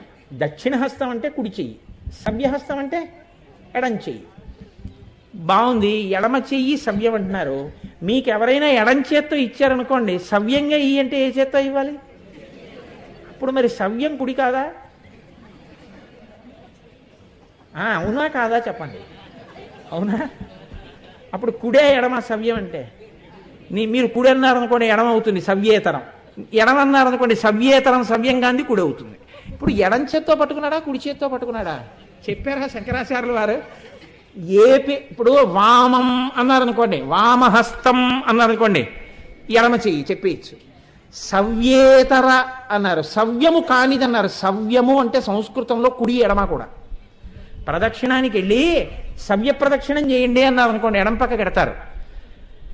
సవ్యహస్తంతో ఇలా అన్నారు అనుకోండి, కుడి చేత్తో అక్కడ పెట్టాలి. ఎరా సవ్యంగా ఉండడం రాదా అన్నారు అనుకోండి, సరిగ్గా ఉండడం రా. సరిగ్గా ఉండడం అంటే కుడి పక్క, కుడి. ఇప్పుడు సవ్యేతరకర గృహీతం రతిపతే, రతిపతే అంటే రతీదేవి యొక్క భర్త అయిన మన్మధుడు. ఇది మన్మధుడు పట్టుకున్నాడు. ఎందుకని? మన్మధుడే ఎందుకు పట్టుకోవాలి ఈ ధనస్సు? ఆ ఇంట్లో ఉండేవాడు ఆయన ఒక్కడే. అర్జునుడు పట్టుకుంటే కుదరదు, మన్మధుడే పట్టుకోవాలి అక్కడ. ఎందుకని? ఆ ఇల్లు మన్మధుడిది. అమ్మవారి గృహంలో ఉండేటటువంటి వాడు మన్మధుడు కాబట్టి మన్మధుడే ఆ ధనస్సు పట్టుకోవాలి. ఎవరి మీద పట్టుకోవాలి ఆ ధనస్సు? అమ్మవారి ముఖం చూసినప్పుడు చిట్లించుకోకుండా నవ్వించడానికి పట్టుకోవాలి ఒక ఆయన్ని. ఆయన కోసం ఆ ధనస్సు. ఎవరిని? శివుణ్ణి. శివుడి మీద పట్టుకునేటప్పుడు ఎంత జాగ్రత్తగా పట్టుకోవాలి? సవ్యేతరకరం అంటే మీరు మాట అనొచ్చు, ఏమన్నా అంత అల్లరి ఎందుకండి, ఒక లాజిక్ ఉంది. సాధారణంగా ధనస్సుని ఎలా పట్టుకుంటారు? ఏ చేత్తో పట్టుకుంటారు గోపి గారు? ఎడం చేత్తో పట్టుకుంటారు కదండి. కుడి చేత్తో పట్టుకుని ఎడం చేత్తో బాణాలు వేస్తారా? సాధారణంగా ఏ చేత్తో పట్టు? గోపి గారు మీరు ఇక్కడికి వచ్చేస్తే బాగుంటుందేమో. సాధారణంగా ఏ చేత్తో పట్టుకుంటారు? ఎడం చేత్తో పట్టుకుంటారు, కుడి చేత్తో బాణాలు వేస్తారు. ఎడం చేత్తో పట్టుకోకుండా కుడి చేత్తోనూ పట్టుకుని ఎడం చేత్తోనూ బాణాలు వేసాడు అనుకోండి, అప్పుడు ఏమంటారు? సవ్యసాచి. అలా ఎవరైనా ఉన్నారా? అర్జునుడు కాకుండా మన్మధుడు కూడా ఉన్నాడు. మన్మధుడు కూడా సవ్యసాచి, అందుకే ఇంతమంది మీద బాణాలు వేయగలుగుతున్నాడు. లేకపోతే స్పాండిలైటిస్ వస్తుంది ఒకవైపు నుంచే బాణాలు వేస్తే. అటువైపు ఉన్న స్పైన్ సరిగిపోయి రెండు చేతులతో వేస్తాడు. కాబట్టి ఇప్పుడు సవ్యేతర అంటే కుడి చేత్తో వేశాడా ఎడం చేత్తో వేశాడా? రెండు చేతులతో వేశాడన్నా అన్నారనుకోండి మీరు. ఆయన అంటున్నది ఒక్క చేత్తో పట్టుకున్నాడు ధనస్సు అంటున్నారు. అప్పుడు ఎడం చేత్తో పట్టుకుని ఉన్నాడా కుడి చేత్తో పట్టుకుని ఉన్నాడా? ఎలా చెప్తారు? సవ్యేతరకరం అంటే ఇప్పుడు కుడిది కానిది ఎడమా, ఎడమ కానిది కుడా? ఏ చేత్తో పట్టుకున్నాడు అంటే మీరిప్పుడు కళ్ళు మూసుకుని ధ్యానం చెయ్యాలి. ధ్యానం చేస్తే మీకు కనపడుతుంది. ఇప్పుడు చాలా జాగ్రత్తగా పట్టుకునే ప్రయత్నం చేయండి సుమా. ఇది మాత్రం నేను రెండో మాట చెప్పను, ఒక్క మాటే చెప్తాను. ఈ ఒక మాట చెప్పినప్పుడు పట్టుకున్నారో అంతే, మీకు 100కి 150 వస్తాయి. నేను చెప్పినప్పుడు ఒక్కమారు చెప్పినప్పుడు మీరు పట్టుకోలేకపోయారో అంతే. ఇక నేను చెప్పను, నన్ను మళ్ళీ ఇలాగా అండి అలాగా అండి అని ఇక అడగవద్దు. బాగా పట్టుకునే ప్రయత్నం చేయండి. నేను మీకు అర్థమైపోయేటట్టుగా చెప్పేటటువంటి ప్రయత్నం చేస్తాను. గోపి గారు ఒక్కసారి ఇలా రండి, ఒక్కసారి రండి. గోపి గారు రండి, గోపి గారు రండి. నాకు గోపి గారు అంటే పరమ సంతోషం. ఇలా రండి, ఇలా రండి. చక్కగా ఇక్కడ మీరు ఈ స్టేజ్ ఎక్కండి, ఒక్కసారి రండి, పైకి ఎక్కండి. గోపి గారు ఏం పైన లేదు, ఇలా రండి. వీళ్ళందరికీ అర్థం అవడానికి ప్రయత్నం, అందుకని మీకోసం కాదు. ఇక్కడ నిలబడండి, నిలబడండి. మీరు మన్మధుల్లాగా నిలబడండి, ఒక్కసారి లేచి నిలబడండి, చెప్తాను. ఇప్పుడు మీరు జాగ్రత్తగా చూడండి. మీరు కొంచెం అర్థం చేసుకోవడానికి బాగా తెలియడం కోసం నేను చెప్తున్నాను. అమ్మవారి కనుబొమ్మలు ఇలా ఉన్నాయనుకోండి నిలువుగా. ఇప్పుడు గోపి గారికి ఎటువైపు ఉన్నాయి అవి రెండు? గోపి గారికి ఎటున్నాయి? గోపి గారికి ఎటున్నాయి? కుడివైపుకున్నాయి. మీరు ఎట్నుంచి చూస్తున్నారు? ఆయనకి ఎడమవైపు నుంచి మీరు చూస్తున్నారు. ఆయనకి కుడి చేతి వైపు అమ్మవారి ధనస్సు ఉంది. నేను ఈ మాట ఎందుకు ఇంత ఖచ్చితంగా చెప్తున్నానో తెలుసా అండి? అట్నుంచి చూసే వాళ్ళకి ఇట్నుంచి చూసేది వేరవుతుంది. అటున్న వాళ్ళందరూ ఇటున్నట్టుగా భావన చేసి చూడాలి. అందుకు చెప్తున్నాను ఈ మాట. లేకపోతే ఏమవుతుందంటే సభలో ఇది నోటితో చెప్పలేక కాదు, ఆయన ఎందుకు పిలిచానంటే, నేను నోటితో చెప్పాను అనుకోండి, అటు కూర్చున్న వాళ్ళు ఒకలా ఊహిస్తారు, ఇటు కూర్చున్న వాళ్ళు ఒకలా ఊహిస్తారు. నాకు పరిష్కారం ఏమిటంటే, ఎవరో ఒకరిని ఇక్కడ నించోబెట్టి చెప్పడం తప్ప పరిష్కారం లేదు దీనికి. లేకపోతే నేను 3 రోజులు చెప్పినా మీకు అర్థం కాదు. అందుకే ఆయన్ని పిలిచాను తప్ప ఆయన్ని ఇబ్బంది పెట్టడం నా లక్షణం కాదు. మీరు నవ్వకుండా పరమ జాగ్రత్తగా వినండి. ఇప్పుడు సభలో ఉన్న వాళ్ళందరం ఎడం పక్కకే ఉన్నాం. ఎందుకంటే కుడి చేత్తో పట్టుకుంటే ఏమవుతుంది, ఎడం చేత్తో పట్టుకుంటే ఏమవుతుంది బాగా అర్థం చేసుకోవాలంటే ఇటు పక్కన నిలబడి చూసే ప్రయత్నం చెయ్యండి. అటువైపు నుంచి కుదరదు. అమ్మవారి కనుబొమలు ధనస్సుగా ఇలా ఉన్నాయి, తలడ్డేస్తుంది. అందుకని ఇప్పుడు ఇటు పక్కన ఉన్నారు. ఇప్పుడు గోపి గారు కుడి చేత్తో పట్టుకోండి, ఒక్కసారి ఆ ధనస్సును పట్టుకున్నట్టు మధ్యలో ఆ తాళం చెవులు తీసేయండి, చేతిలోంచి జేబులో వేసుకోండి, అలా పట్టుకోండి. పట్టుకున్నారా? ఇప్పుడు మీరు ఒకటి ఊహించండి, ఆయన మన్మథుడు, అది అమ్మవారి యొక్క కనుబొమలు. ఇప్పుడు ఆ కనుబొమల్ని ధనస్సుగా పట్టుకున్నారు ఆయన, మన్మథుడు పట్టుకున్నాడు. ఇప్పుడు సవ్యేతరకర గృహీతం రతిపతే, రతీదేవి అనురాధ గారు అనుకోండి, రతిపతే ఇక్కడ ఉన్నారు, మన్మథుడు పట్టుకున్నారు. సవ్యం అంటే కాసేపు మీరు ఏమనుకుంటారంటే ఎడమ చెయ్యి అనుకోండి. సవ్యేతరకరం, సవ్యము కానిదేది కుడి చెయ్యి. ఇప్పుడు కుడి చేత్తో ఆయన పట్టుకున్నారు. పట్టుకుంటే ఒక దోషం వచ్చింది ఆ పట్టుకోవడంలో. ఏమిటి వచ్చింది? మీరు ఎడం చేతి పక్క నుంచి చూస్తున్నప్పుడు మీరు ఎంత జాగ్రత్తగా అయినా పట్టుకున్నా ఆ వేళ్ల మధ్యలోంచి ఆ ధనస్సు యొక్క కొంత భాగం కనపడుతోంది. చూడండి, కనపడుతోందా లేదా? ఆ వేళ్ళు ఇంకొంచెం పొరపాటున కానీ విచ్చుకున్నాయి అనుకోండి, ఇంకొంచెం విప్పండి గోపి గారు, కొంచెం ఇలా విడిగా పట్టుకోండి, అలా పట్టుకున్నారనుకోండి. ఇప్పుడు ఇంకా బాగా ధనస్సు కనపడిపోతుందా లోపల నుంచి? ఇప్పుడు అక్కడ ధనస్సు ఉందా అసలు? కనుబొమల మధ్యలో లేదు, కనుబొమల మధ్యలో జాగా ఉంది. ఈ జాగా ధనస్సు పట్టుకున్న ప్రదేశం అయిపోవాలి. ఉన్నది అన్నట్టు మీకు కనపడాలి, లేదు అని తెలియకూడదు. అక్కడ మన్మధుడి చెయ్యి ఉండాలి.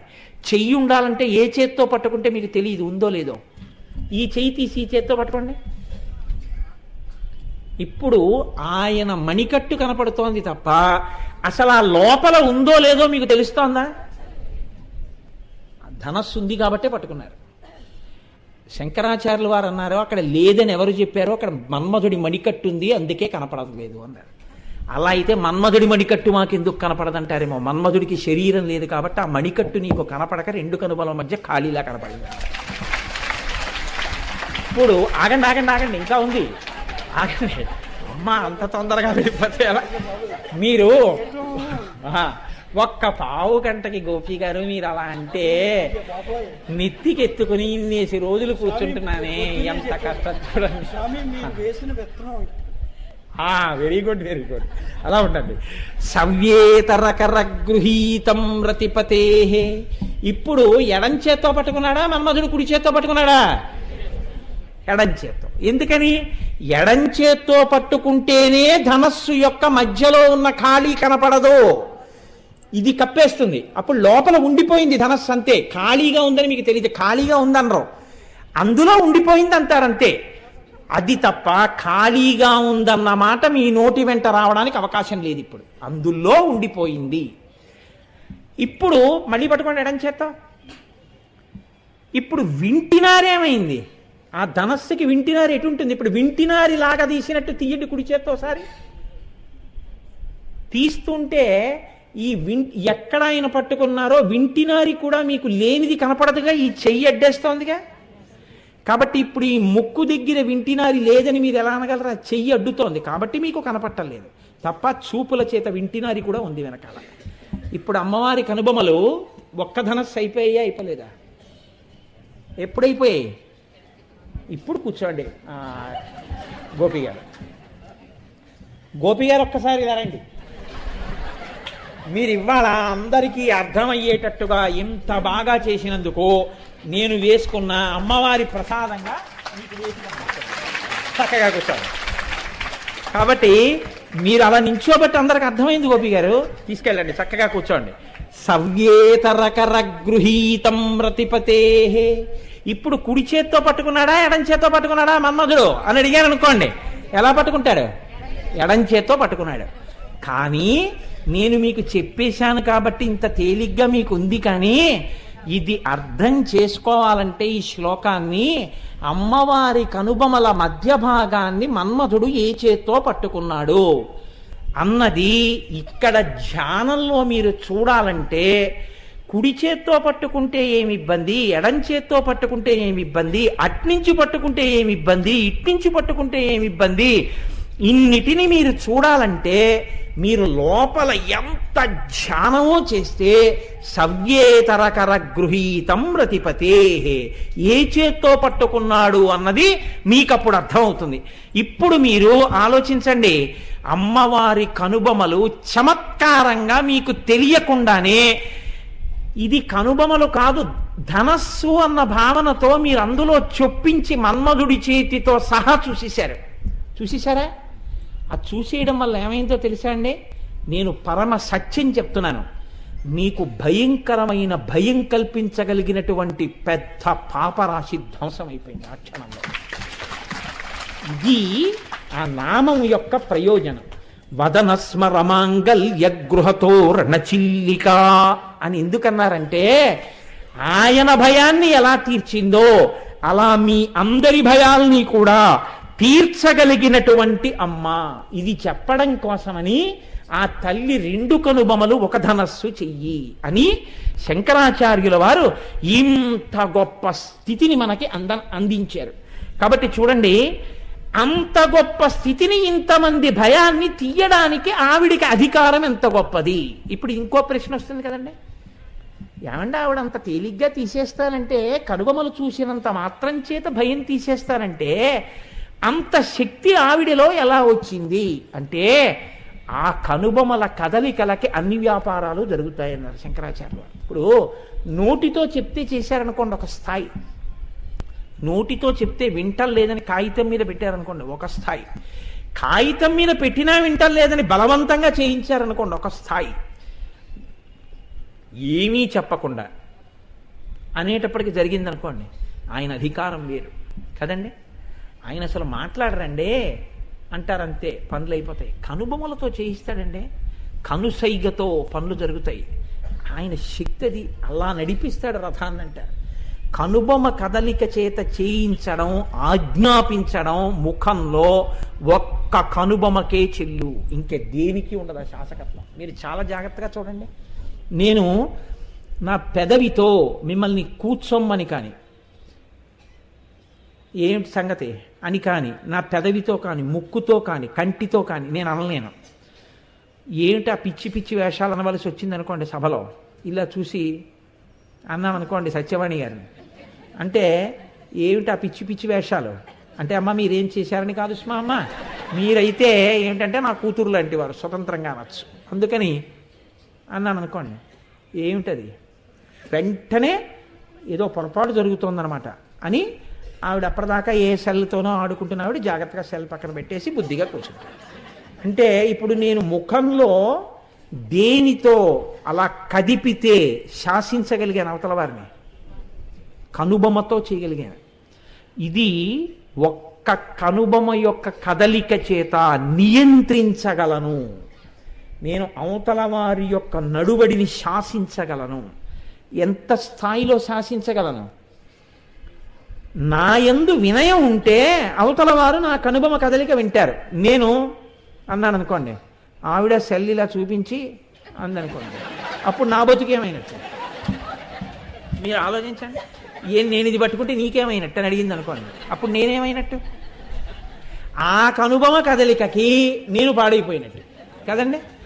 అంటే నా చేత శాసింపబలవలసినటువంటి వ్యక్తి కాని వారిని నిష్కారణంగా శాసించాను, నా మర్యాద భంగమైంది. అంటే ఎవరి మీద పడితే వారి మీద కనుబొమ్మలు ఎత్తడం కుదరదు. ఎవరు నువ్వు కనుబొమ్మ ఎత్తితే వారు వింటారో వారి మీదే కనుబొమ్మలు ఎత్తాలి, అంతేగాని అందరి మీద కనుబొమ్మలు ఎత్తితే నీ మర్యాద పోతుంది వాళ్ళు ఎత్తితే కదండి. అమ్మవారికి కూడా అలా ఉంటుందా? అయ్య బాబోయ్, కనుబొమ్మలు అంటే ఎంత దూరం వెళ్ళారండి. అందుకని వదన స్మరమాంగల్య గృహతో రణచిల్లిక, ఆ కనుబొమ్మతో ఎంత దూరం వెడుతున్నారో చూడండి. వసిన్యాది దేవతలు ఎంత దూరం పెడుతున్నారో, వ్యాసుడు ఎంత దూరం పెడుతున్నారో చూడండి. శంకరాచార్యులు వారు, శంకరులు అన్నారు, ఆవిడ ఇలా అంటే ఏమవుతుందో నీకు చెప్తాను వినన్నారు. జగత్సూతే ధాతా హరిరవతి రుద్రక్షపయతే తిరస్కుర్వన్నే తత్స్వమపి వపురీశ స్థిరయతి సదా పూర్వ సర్వం తదితమనుగృహ్ణాతి చ శివః తవాజ్ఞామాలం జక్షణ చలితయోర్భ్రూలతికయోః. భ్రూలతికయోహో, తీగలా ఉన్నటువంటి ఆవిడ కనుబమనిట ఆవిడ ఇలా కదుపుతుందిట. అనేటప్పటికీ బ్రహ్మగారు సృష్టి చేస్తాట. సృష్టి చేసి అక్కడ పెట్టగానే ఆవిడ ఇలా చూసి అంటుందిట. శ్రీ మహావిష్ణువు వాటినన్నింటిని పరిపాలిస్తాట. ఆవిడ రుద్రుడి వంక చూసి అంటుందిట. బ్రహ్మగారిని విష్ణువుని సృష్టిని కలిపి రుద్రుడు తనలోకి తీసుకుంటాట. ఇప్పుడు ఆవిడ బ్రహ్మగారిని విష్ణువుని రుద్రుణ్ణి కలిపి ఇలా అని అంటుందిట. అంటే మహేశ్వరుడు ఈ మూడింటిని తనలోకి తీసేసుకుని తాను నాలుగింటితో కలిసి సదాశివుల్లో ఐక్యమైపోతాట. ఈ సదాశివుడు లోపల పెట్టుకుని అమ్మవారి పక్కకు వచ్చి కూర్చుంటాట. ఇప్పుడు ఏమైపోయాయి లోకాలన్నీ? మొత్తం పరిపాలన చేసేటటువంటి ముగ్గురు మూర్తులతో సహా అంతా మహాప్రళయం అయిపోయి ఆవిడ పక్కన సదాశివుల్లో చేరిపోయింది. ఆవిడ కొన్నాళ్ళు పోయాక అంటుంది ఇలా చూసి అంటుంది. ఆయన మళ్ళీ మహేశ్వరుణ్ణి వదులుతాట. ఆవిడ ఆయన వంక చూసి అంటుంది. ఆయన బ్రహ్మగారిని వదులుతాట. ఆయన మళ్ళీ సృష్టి చేస్తాడు. ఆవిడ ఇలా అంటుంది. విష్ణు వస్తారు, పరిపాలన చేస్తారు. ఆవిడ అంటే సృష్టి స్థితి లయము అనుగ్రహము తిరోధానము అయిపోతుంది. 5 కృత్యములు తన కనుబొమలతో చేస్తుంది. బ్రహ్మాండములను కలిపేస్తుంది, బ్రహ్మాండములను సృష్టిస్తుంది. ఇంత శక్తున్న కనుబొమలు నీ భయాన్ని తీలేవని నువ్వు ఎందుకు అనుకుంటున్నావు? కాబట్టి వదనస్మరమాంగల్య గృహతో రణచిల్లిక. శివుడి పట్ల అపచారం చేసిన మన్మధుడికే భద్రగృహం అయితే నీకెందుకు కావు? నువ్వే తప్పు చేశావని అవుతావు. నువ్వు నమస్కారం చేస్తే వాళ్ళిద్దరూ సంతోషిస్తారు. నీ భయం పోయిందయా అన్నారు. మూకశంకరులు అన్నారు మూక పంచశతిలో, మోస్త ప్రభాపతల విద్రుమముద్రితీతే భ్రువల్లి వీచి సుభగే ముఖకాంతి సింధౌ కామాక్షి వారి భరపూరణ లంబమాన కాలాంబువాహ సరణిం లభతే కటాక్ష అన్నారు. మూకశంకరులు చెప్పినప్పుడు బాగా జ్ఞాపకం పెట్టుకోండి. శంకర భగవత్పాదులు చెప్పినా మూకశంకరులు చెప్పినా శ్లోకాన్ని మీరు పట్టుకోగలిగితే లలితా సహస్రనామంలో నామం బాగా అర్థమైనా అక్కడితో ఆ నామంతో మీ జీవితం తరించిపోతున్నట్టే. 1000 నామాలు అర్థమైతే ఇంకా ఏ స్థితిని పొందుతారండి జీవితంలో?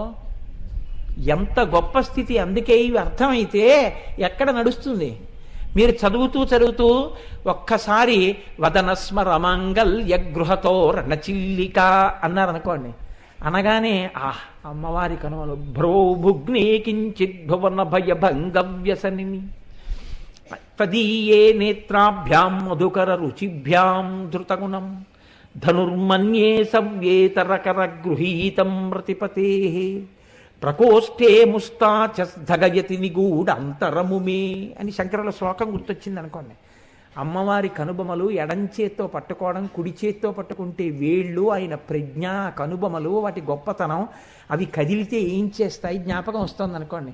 తర్వాత నామం చెప్పండి చూస్తాను, గుర్తుండదు. అదే నామం వదనస్మరమాంగల్య గృహతో రణచిల్లిక, వదనస్మరమాంగల్య గృహతో రణచిల్లిక అంటుంటారు. భార్య వచ్చి ఏమిటండి అది వక్త్రలక్ష్మీ పరీవాహ చలన్మీ నాభలోచన అంటుంది.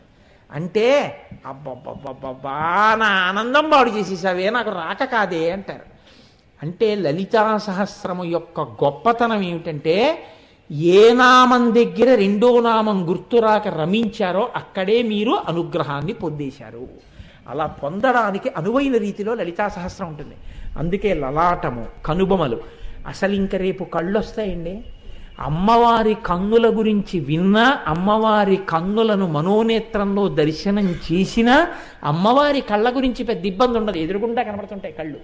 ఆ కళ్ళు చూస్తూ కళ్ళ గురించి విన్నవాడెవరో, నేను మరొక ఉద్దేశంతో చెప్పట్లేదు, అలా విన్నవాడు నేను పరమ సత్యం మీకు చెప్తున్నాను. కొన్ని కోట్ల కోట్ల కోట్ల జన్మల జీవయాత్ర తర్వాత ఈశ్వరానుగ్రహం పరిపుష్టమైన వాడెవడుంటాడో వాడొక్కడే వినగలడు కళ్ళ గురించి. అసలు విన్నాడు అంటే వాడికి కొత్త కోణం, కొత్త మారాకు తొడిగిందని గుర్తు. పాపరాశి నశించిపోయింది, ఎంత సంచితమో కాలిపోయిందని గుర్తు. అంత అదృష్టం ఉంటేనే వింటారు కళ్ళ గురించి. అంత గొప్ప నామం రేపటి రోజున వస్తుంది. నేను ఇవాళ వీలైతుందేమో అనుకున్నాను, కానీ నడవదు. ఎప్పుడూ ఏదో ఒక నామం పట్టుకుంటే అంతే, అందులోనే సంతోషం, నాకు నడవదు. సరే, మూకశంకరులు అమ్మవారి యొక్క కనుబొమలు చూస్తూ చెప్తున్నారు ఏమని? అమ్మా, నీ ముఖము ముఖములా కనపట్టలేదు, నీ ముఖము చూస్తే కాంతి సముద్రములా కనపడుతోంది. కాంతి సముద్రంలా ఉంటే అది అమ్మవారి యొక్క ముఖంట. సముద్రం అనేటప్పటికీ మీరు ఆలోచించండి, సముద్రం గాంభీర్యమునకు చిహ్నం. సముద్రంలో ఎప్పుడూ కెరటములు లేచి పడుతుంటాయి. బయట పెద్ద కెరటాలు ఉంటాయి, లోపల చిన్న చిన్ని కెరటాలు ఎప్పుడూ కదులుతుంటాయి. ఎప్పుడు ఏదో ఘోషగా ఉంటుంది. నిత్య చైతన్యమునకు సముద్రము ఆలవాలమై ఉంటుంది. అలా ఆ కన్నులను ఆ సముద్రాన్ని నమ్ముకుని ఎంతమందో ఉంటారు. ఆ సముద్రం అడుగున పగడాల దగ్గర నుంచి అన్నీ దొరుకుతాయి. అందుకే మూకశంకరులు అన్నారు, ఓష్ట ప్రభా పటల విద్రుమముద్రితేతే. అమ్మా, నీ ముఖమనేటటువంటి కాంతికి అడుగున పగడముల కాంతితో కూడిన నీరు కనపడుతోంది అన్నారు. అంటే ఎర్రటి వస్తువు కింద ఉందనుకోండి, పైన నీళ్లు కూడా కొంచెం ఎర్రగా ఉన్నట్టు కనపడతాయి. అంటే ఆ సముద్రపు లోతుకెళ్ళిన వాడికే పగడం ఉన్నటువంటి నీరు ఎర్రగా ఉందని కనబడుతుంది, పైన చూసిన వాడికి నీలం సముద్రమే కనపడుతుంది. అంటే ఇప్పుడు అంత దర్శనం చేసినటువంటి మూకశంకరుల నోటి వెంట వస్తోంది ఆ శ్లోకం. ఆయన అంటున్నారు, అమ్మా, నీ ముఖమనేటటువంటి కాంతి సముద్రంలో పగడములు కనబడుతున్నాయి. ఏదా పగడం? ఓష్ట. నీ కింది పెదివి, ఎర్ర పెదివి పగడంలా మెరిసిపోతోంది కాంతితో. కాబట్టి పగడాలున్నాయి సముద్రంలో. భ్రువల్లి వీచి సుభగే ముఖకాంతి సింధౌ. నీ ముఖకాంతి అనబడేటటువంటి సముద్రంలో భ్రువల్లి వీచి, ఈ కనుబొమలనేటటువంటి తరంగములు పైకి లేచి పడుతున్నాయి. ఎందుకని? పిల్లల కష్టాలు చూసినప్పుడు భ్రువౌ భుగ్నే, అయ్యో వీళ్ళకి ఎప్పుడు పోతుంది భయం, నా వంక చూస్తే చాలు పోగొడతాను. రెండు, ఏమండి అసలు భయం లేకుండానే చేయొచ్చుగా. భయం లేకుండా చేస్తే అమ్మవారి వైపు తిరిగి అమ్మవారికి నమస్కరించి భయం పోగొట్టుకున్న తృప్తి మీకెప్పుడు వస్తుంది? అసలు ఆ ఆనందం కలగాలంటే ఆవిడ వంక చూడాలి, అప్పుడు కదా ఆ తృప్తి, ఆ ఆనందం. కాబట్టి ఇప్పుడు భ్రువల్లి వీచి, సృష్టి స్థితి లయ అనుగ్రహం తిరోధానం జరుగుతున్నాయంటే ఆ కనుబొమలు లేచి పడుతున్నట్లేగా. కాబట్టి పైకి లేచిపడే ఆ కనుబొమలే ఆ కాంతి సముద్రమునందున్నటువంటి కెరటములు. ఎలాగ నిజంగా ఎంత తత్వదర్శనం చేశారో చూడండి మూకశంకరులు అని ఆయన అంటారు. కామాక్షి వారి భరపూర నలంబమాన కాళంబువాహ సరణిం లభతే కటాక్ష. కటాక్షము అన్న మాటకు అర్థం ఏమిటంటే, ఇలా చూసిన చూపుని కటాక్షం అనరు. ఇలా చూసిన చూపు మనం తట్టుకోలేం కూడా.